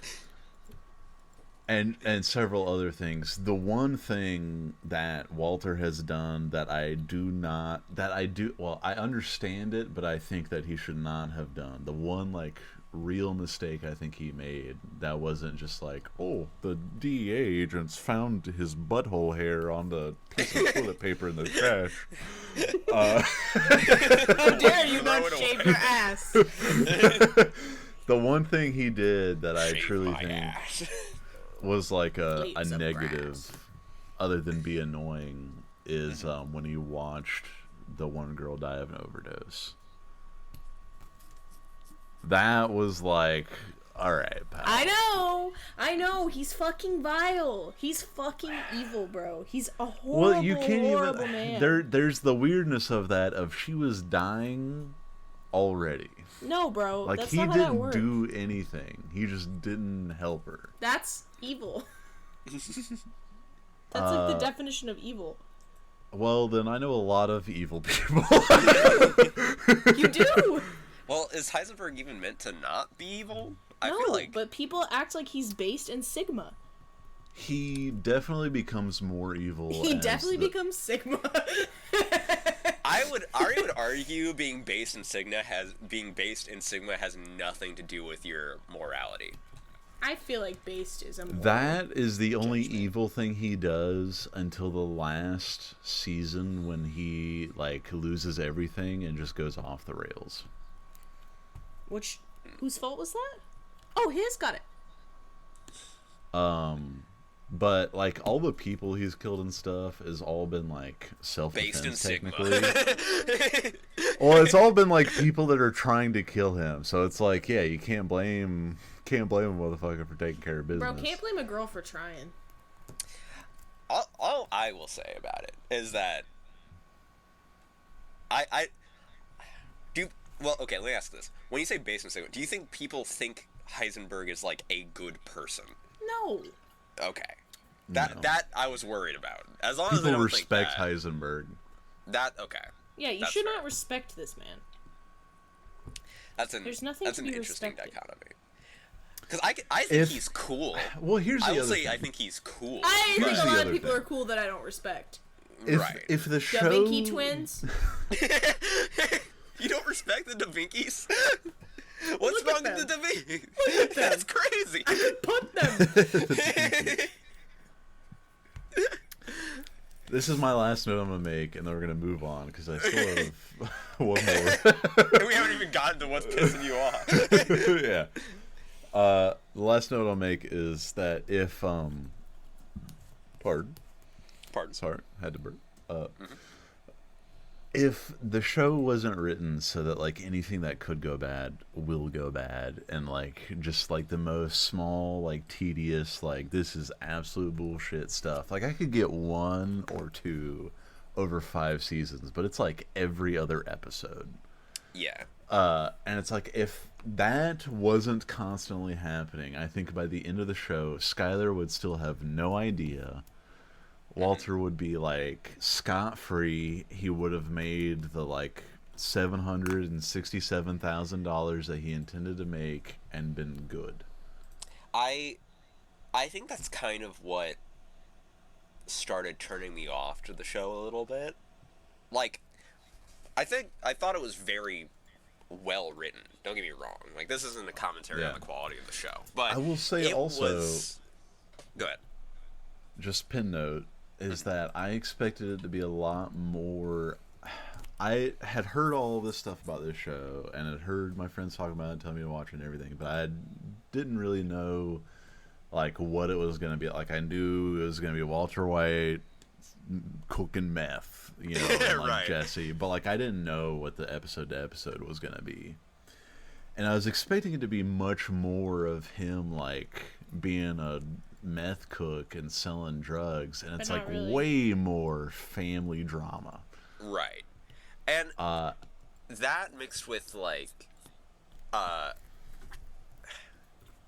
lot of times when something is written to be a comedy of errors, it ends on a note that is like, and then it worked out.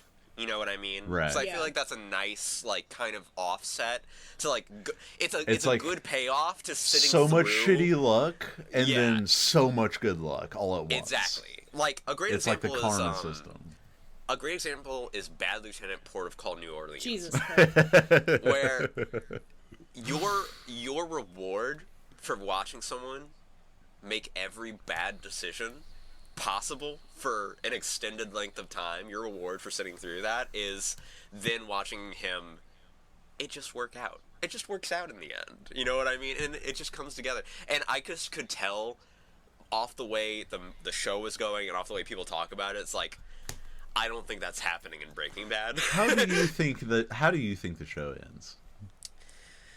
Based off clips and, like, all kinds of different inputs I've gotten, I think Walt probably ends up dead or imprisoned.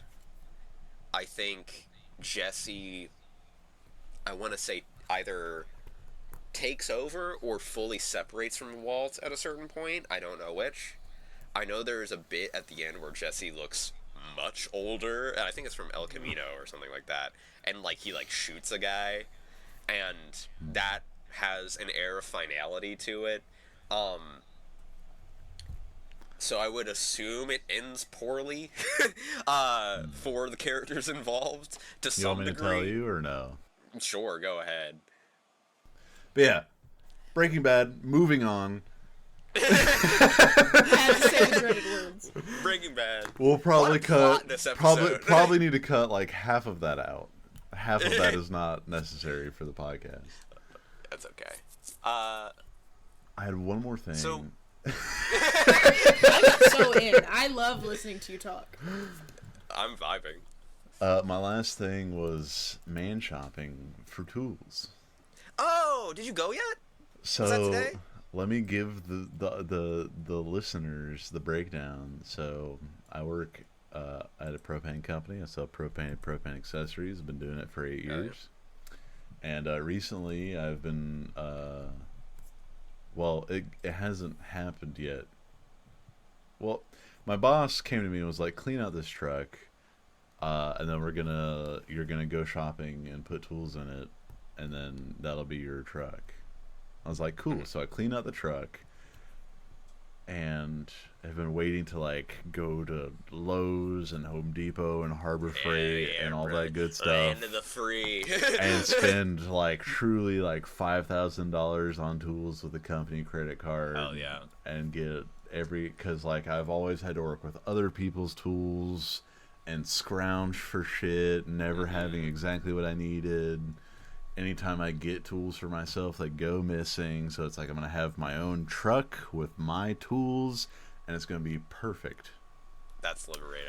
And that was supposed to happen 2 days ago, and it has not happened yet. No! So that really transitioned from hyperfixation to hate station. Into what's pissing you off. Yeah. Is that I have not gotten the chance to go. I won't be able to do it tomorrow because I have a lot of jobs to do tomorrow.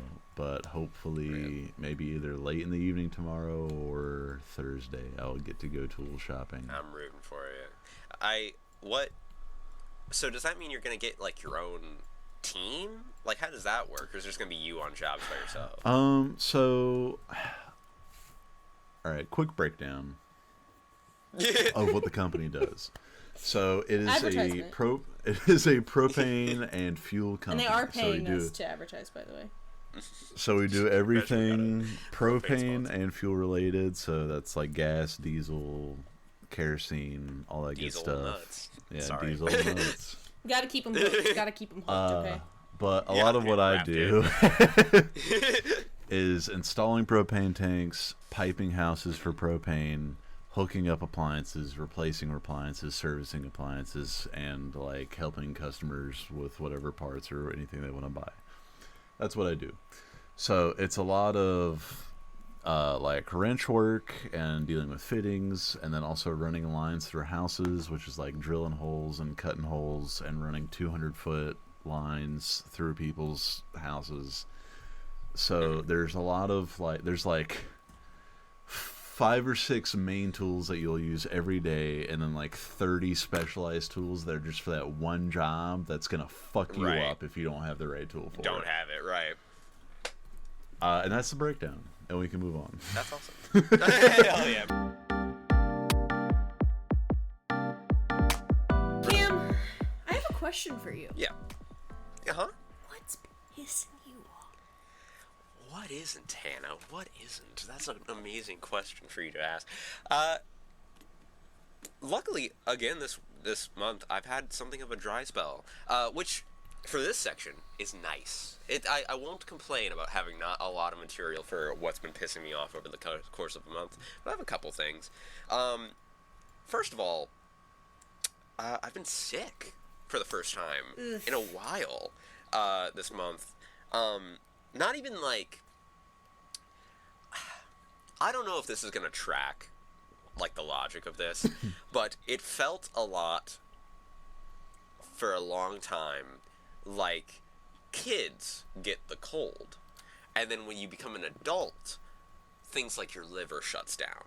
You know what I mean? Like, you get, like, you don't get kid sick. diseases anymore, yeah. Right. You get, like, oh, I have to go to the doctor, I'm gonna die. And it's not like, oh, I need Robitussin. You know what I mean? Can I call you out? Yeah, please do. In a way that you may want to cut out later. Feel free. Unfortunately, due to circumstance, you have to experience man sickness. It's so true. It's so true. And I didn't even know that was a thing. Elaborate on man sickness, actually. Go into man sickness. Okay, so there's a meme that primarily from which I'm mostly on Instagram, so I don't know if it's on Twitter or anything else, but I see it on Instagram, and it's relatable, which is that, like, men go to work, chop their arm off, no big deal. You know, right. Go home and cook dinner or whatever. Men catch slight cold, dying in bed for 36 very hours. accurate. That's accurate, yeah. That's so real. And I empathize with that. I recently actually... I'll put this point and then it's all yours. I saw a post that I need to do research in, so I've not done actual research into this, but it was people discussing that it's actually due to different hormones in men versus women that... Interesting. That doesn't surprise me. It's not that their sickness is actually worse, but is that their symptoms that their, like, body produces are, like, more inflamed. Right, are more intense. And so they feel worse even though they aren't actually more sick. You're saying if I can get on HRT, it'll cure the cold. Yeah. Maybe. Hell yeah, brother. Hell yeah. I'll have to work on that one. But yeah, I got like normal sick for the first time in a while with like the sniffles, and it was just super. I'm luckily I'm coming down from it a little bit now, but it was just like sinuses fucked up, and it was just gross and bad. And I'll actually use that to transition to this other thing that's pissing me off. Because of that, I had, like, a stint of, like, having really bad insomnia again, which is a problem I deal with broadly before, and kind of its own thing. But I had a couple nights where I couldn't sleep, and I had heard this song right before, and it wouldn't leave my brain for, I'm telling you, 9 hours of me trying to sleep, and it's this stupid fucking Tumblr post of, like... lyrics about Pikmin to the tune of Super Mario RPG. So I'm tossing and turning in my bed. I'm hot. I'm too warm. Things are coming out of my face that shouldn't be in my body. Yeah, exactly. It's just a nightmare. I'm leaking. And it's just in my head for 8 hours. Pikmin 1 and 2 and Pikmin 3. Pikmin New Play Control for the Wii. Pikmin 4 and 5. Pikmin 6, Pikmin 7. Pikmin 18 billion and 11. Pikmin 3 Deluxe and Hey Pikmin. Pikmin Temptation and Pikmin Sin. On loop! For 8 hours! We'll have to loop the song in as you're singing that, just for the full effect.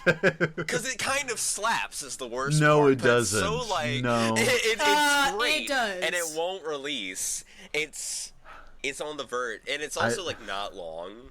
So it loops quickly. the background track, like the instrumental, is great, and the mixing that has gone into the song is absolutely top notch.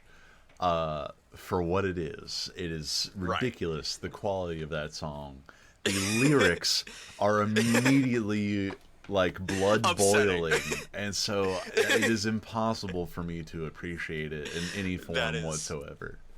I fully understand, and I probably felt most like that those nights.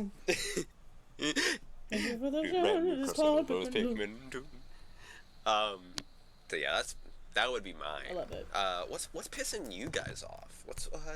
I got a big one. So Nate, do you want to go first? It doesn't matter. I have 3 here, and only one of them is like one of them is like halfway.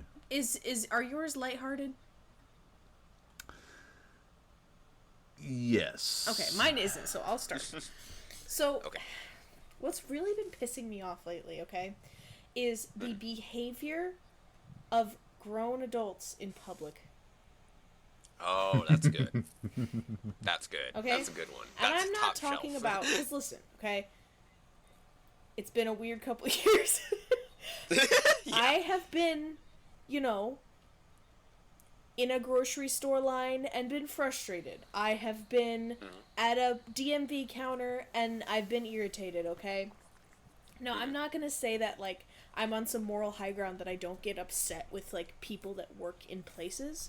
Because, although I'm, I am Gen Z, I do have some boomer tendencies. And, if I walk into, the Verizon store and the kid working there is, on his phone with his AirPods in, I'm like, oh!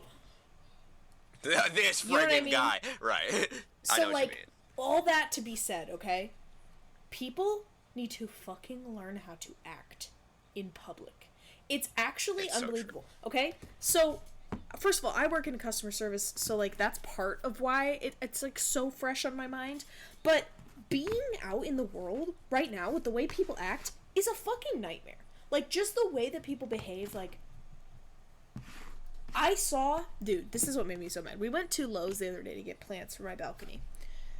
I saw a sign at Lowe's that said, "Please do not violently threaten or harass our employees. They're doing their best to try to help you." Violently? It literally said that. I bet I could find it posted online, because I bet it's been put up at other places. And I came back to work the next day, and I told my boss, I was like, we need to put one of these up. Because the attitude that people have when they come into my job, thinking that they, first of all, can have absolutely anything they want.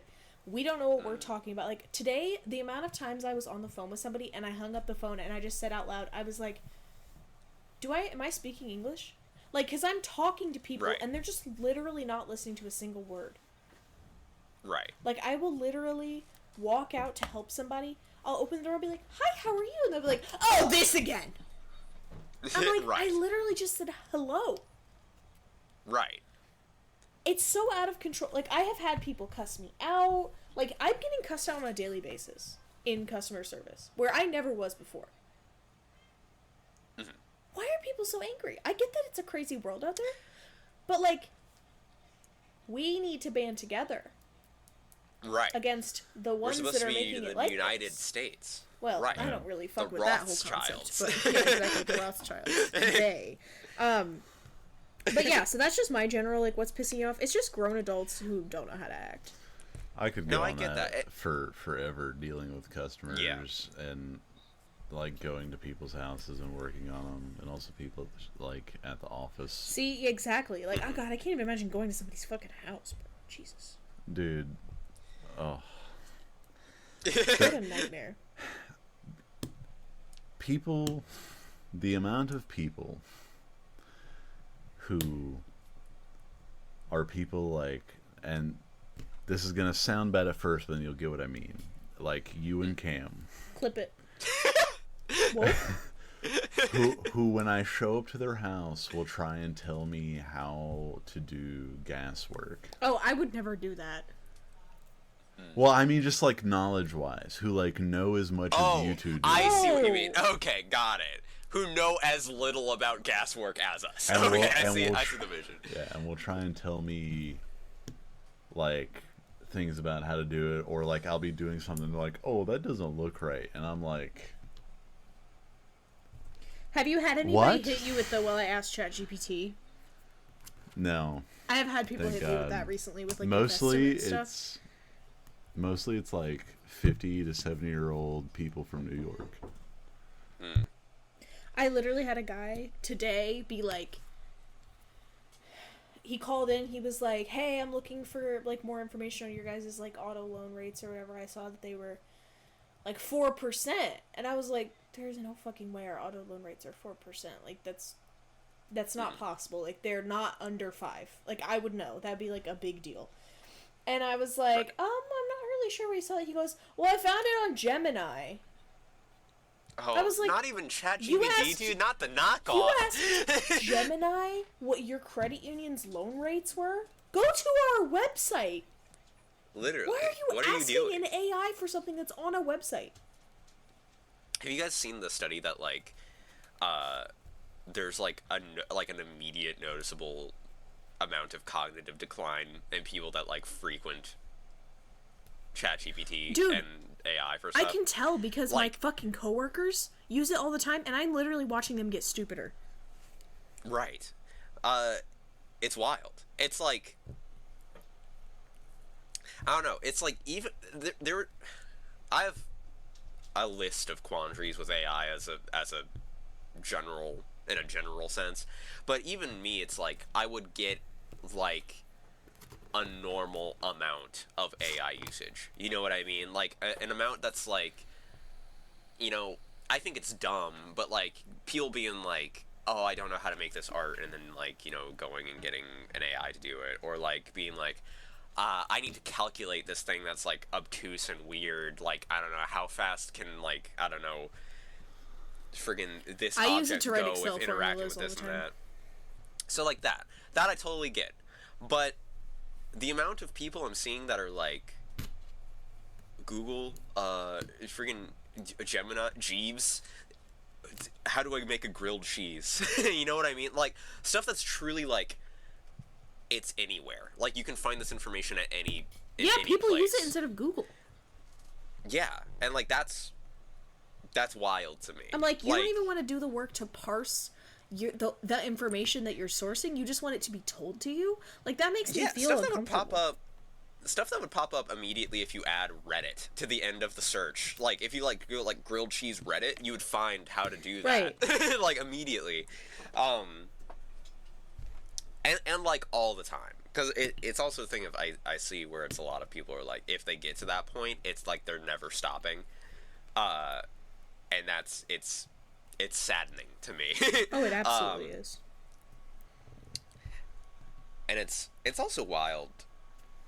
I don't know. I guess it almost makes sense. I was gonna say the amount of like boomers that get super into AI usage, when it's like I know so many people that like can't operate any amount of technology, but they've figured out how AI works, and it's like how even I know did you it's do because that? It's just talking to someone, like large language models specifically, like it's just having a conversation.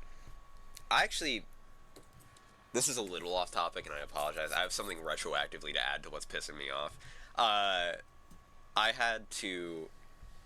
My mom was talking with a friend of hers that's older, and this person lives in Florida, so there's a distance, and they're trying to figure out how to like get in touch with one another so they can like hang out like we do. And originally they were using like Google Hangouts or something like that, and then Google changed the way Hangouts works, and they were no longer able to like figure out how to use it. And I try to be very patient when helping the elderly with technical things, and it just wasn't working out, and it was just a nightmare situation. I tried to get her a Discord account, and then she couldn't figure out how to log in. Dude, I'm telling you, it was just really rough. That's literally what I do all day really at work. I help old people log into shit. I don't know how you do it. I don't. It's I have to get hammered. That's accurate. I take 5 shots before I walk in. That's rough. Well, unless there's anything else. Nate, what's pissing you off? Number 1 on this list is housework. Oh. Real. Mm-hmm. So, and I've just, as of the last 2 minutes, gotten breaking news. Oh, God. Hell yeah. So, recently, my sister moved into my mom's garage because they lost their trailer that they were living in due to circumstances. And this garage was just, it's a,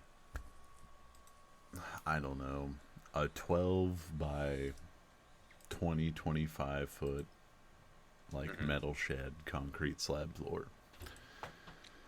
And they needed a place to stay. So I have spent the last 2 weeks working almost every evening and weekend day, setting that up, like putting AC in it, running power through it, all that stuff. There's no bathroom in it because it would just take so long to go through the concrete slab and all that. So they just come in here and use the bathroom, and like having to share there's only 2 bathrooms in the house. One's in my room, one's in my mom's room.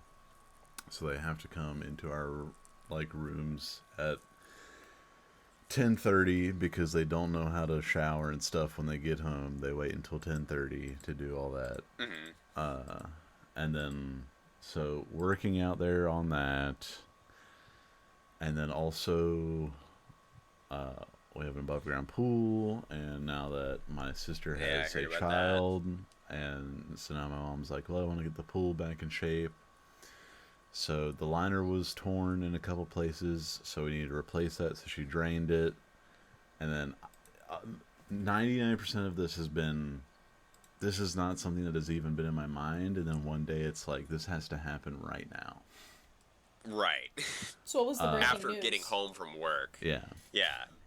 Oh, well, we're getting to that. So then, like, with the pool, you know, I get home, and she's like, oh, it might storm tonight, and I've already drained the water. We have to get the new liner in and start filling it up, or the pool might blow down. And I'm like, okay. And while we're at it, the pool is, like, super unlevel because I warned them when they put it up, and they didn't listen, and I wanted nothing to do with it. So then I spent, like, 2 hours re-leveling the pool. Oof. And then putting the new liner in, taking the old liner out. Nightmarish. Yeah. I could go so into detail, but I won't for time.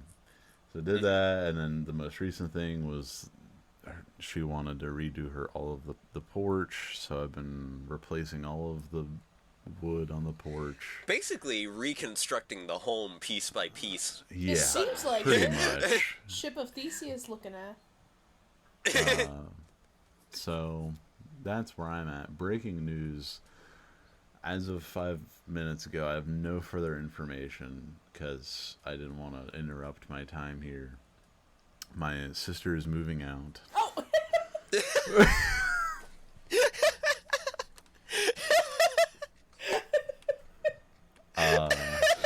So, and I'm not gonna lie, I'm really stressed out right now because I have not the best family environment, and I have no idea what happened, and my mom did not have a good look on her face. Ugh. So I'm tweaking a little bit right now. I'm so sorry. The like childhood PTSD, but we'll push through. Oh, Nate, we love you. We love you, man. So there's that. So right after podcast, you're seeing if someone is dead, basically. And now we're gonna loop into the second thing, which is shitty work truck ? So as I mentioned before, I'm getting my own truck.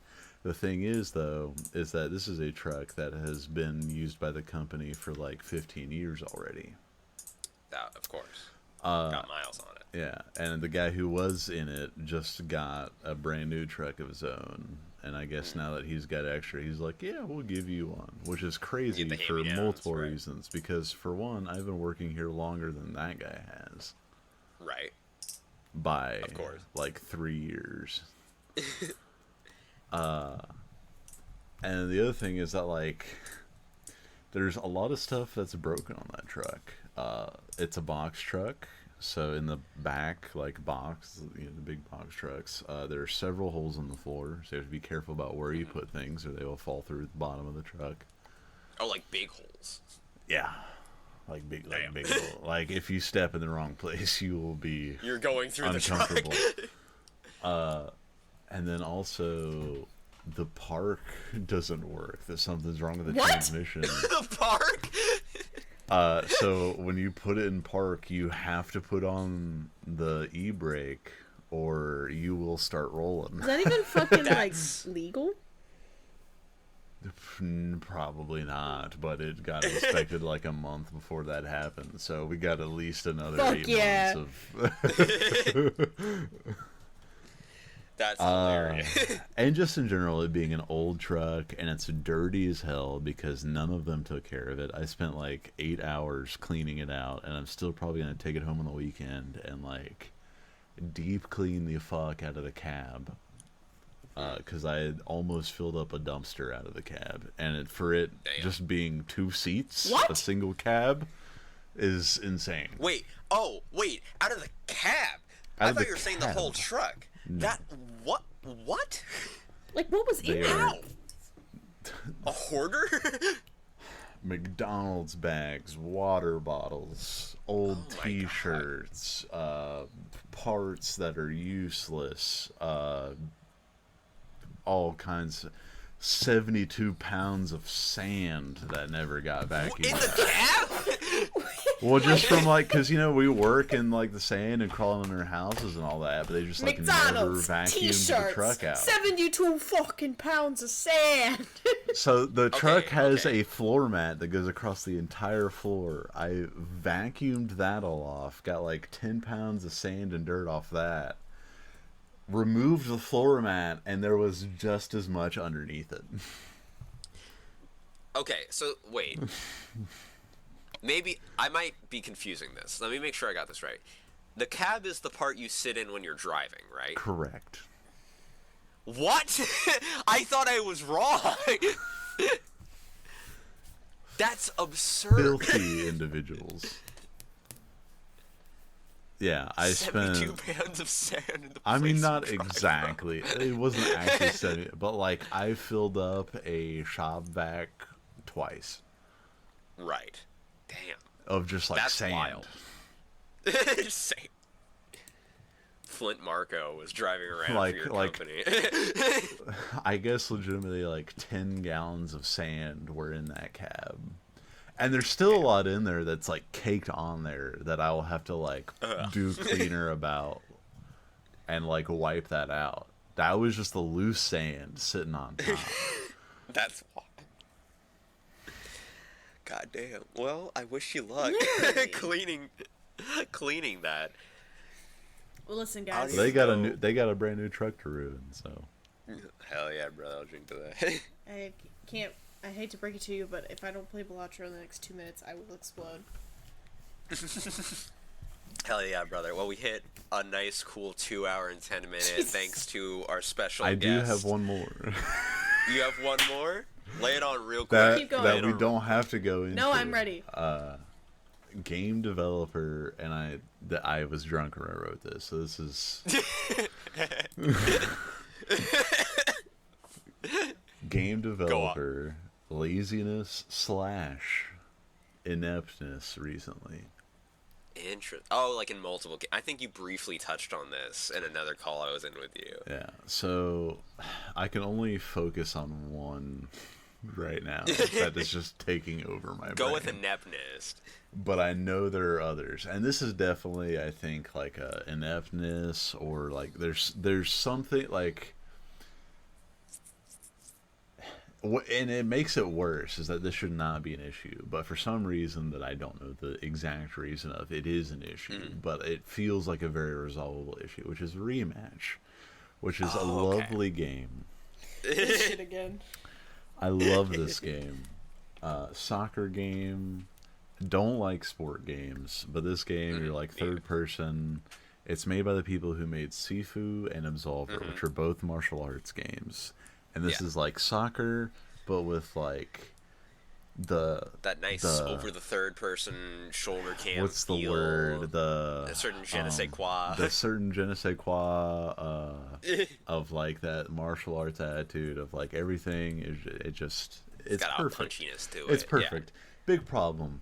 Lag. Terrible. Unreasonable really amounts.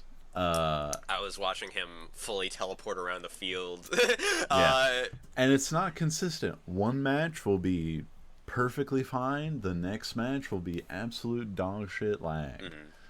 I know right before that we were having problems with Helldivers as well in a big way. Yes, with on the Super Earth invasion. Yeah. With like enemies being able to shoot through buildings. Yeah, enemies spawning in buildings and you not being able to kill them.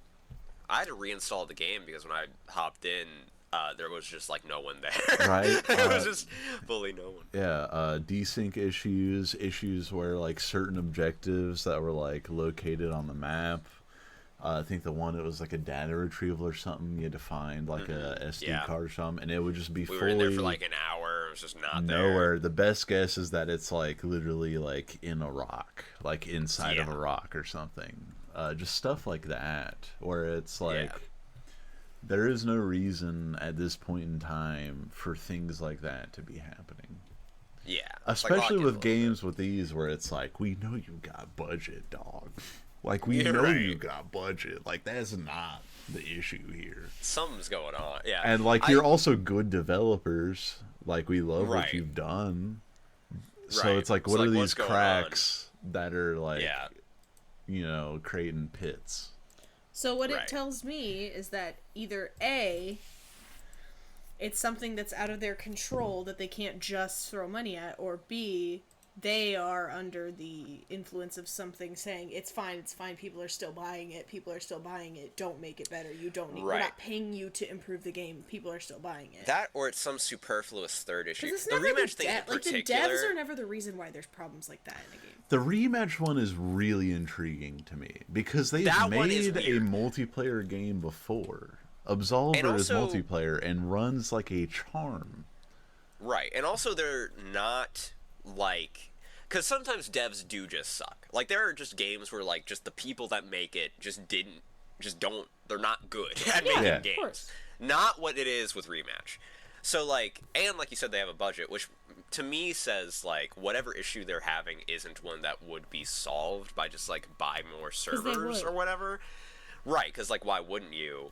Personally, so, like, it just makes me wonder, like, it's what's somebody's going greed, on. but it's not the fucking devs' greed. It's corporate. My guess is that they did not buy enough servers, and that like at the outset. And what they are doing is, and I don't know game development, but I would assume it's a thing of, like, they have to basically program the servers to run the game correctly. Oh, I see. I could see that because looking back at I think Helldivers 2, I think they had a similar issue where they were expecting a much smaller player base at the outset than they ended up getting. They were not expected to be number one played on Steam for like a month straight. Yeah. And then for a while, because I remember people saying the same thing of like, why don't you just buy more servers? And it was like, it just doesn't work that way for some reason. And I would love to figure out. Yeah, I mean, it's like you buy more servers, but then you also have to, configure those servers to work. And if I'm gonna be honest, and again, completely talking out of my ass here, because I would assume it's like, okay, if you configure one server, then you can just copy paste that for the 100 other servers. My best guess is that they have reached the capacity for like this one company. And they have to like outsource to another. So now they have to go to another company, and because this other company has a completely different server setup, they can't just copy paste. Right. So now they have to do it all again, but for this other company. Right. And God knows the like bureaucratic process that must go through, because that must be like contracts and all kinds of other who's it, what's it. I'd imagine companies are like, no company is gonna slouch on shit like that if it's gonna stop them from making money. Well, true. I just mean like if they are with one company and they have to suddenly go to another, that's just like a whole other onboarding process. I guess if they did like some sort of contract where like we'll only, but I don't see server company, because usually it's like a server company is like, we do social media, we do file hosting, we do game server, like, you know, these are mega companies that have billions of terabytes spread across the globe of server storage. I would assume they already are now considering moving to their own custom servers, like in-house, because that would also be a whole thing. Like, if that's the thing of like they started with that and now they just need more. That's the other thing is that we know you're watching. Drop the info down below. Rematch Chebs in the chat. We know you're watching. Please make a Speed Racer game. Yeah, we know that. Please make a Speed Racer game now. Please. You don't even have to make it legally Speed Racer. You can just like put in a car builder, and I'll make the Mach 5 myself. Call it Race Speeder. Don't call it that. Ignore that. Call it Fast Guy. Call it NASCAR. It's only one race, the human race. No, like NAS, the server operating system. Yeah, NASCAR. See, you get exactly NASCAR, and that won't get confused. Linus Tech Tips, baby. We love a NAS setup. Remember he said the hard R. Did he? Yeah, I do. I know what you're talking about, actually. He didn't say it. Cam knows about that's right? actually earlier when I said Neo over here dodging bullets. That was a quote from that. Cam, you've seen that, right? That's really funny. So he was talking about the he was talking about the other R word slur. for like mentally disabled, and he called it the hard R. He called it the hard and he was R. like, yeah, I used to say the hard R all the time. And then you could hear the entire crew of the podcast be like, "What? He said the hard R all the time?" And then his co-host is like, "What do you mean by hard R?" And he's like, "The word for mental disability." And he's like, "Dude, that's not what hard R means." Like, that's awesome. It reminds me of there's this YouTuber who like was giving like a press conference for an award show or something like that. Some bald dude. I don't remember his name. But he's like a lifestyle YouTuber. And he was like, I want to say like FouseyTube or something like that. And he was like up on I felt stupid. I felt stage. Gay. Yeah, exactly. He's like on stage for an award show talking about like his life in the past. And he was like, all these people come up to me and say negative things, and they'd be like, you're this, you're that. And then it's like, I started to feel that way. I felt lazy, I felt stupid, I felt gay, and the entire crowd was like, and he was like, no, wait. No, because they said that. No, they called me. It was just really funny. Anyway, bye. Thanks for tuning in for the second episode of the Pop Top Broadcast. Thank you for Nate, our producer, Thanks, Nate, for joining upping that us. watch time. For upping Glad that. to be here to ruin everyone's experience. No, it was a great time. That's what I'm unpaid for. That's what I'm not paid for. Whoa. So, we're shooting for 4 in a row. Alright, I'm gonna stop recording now. Okay.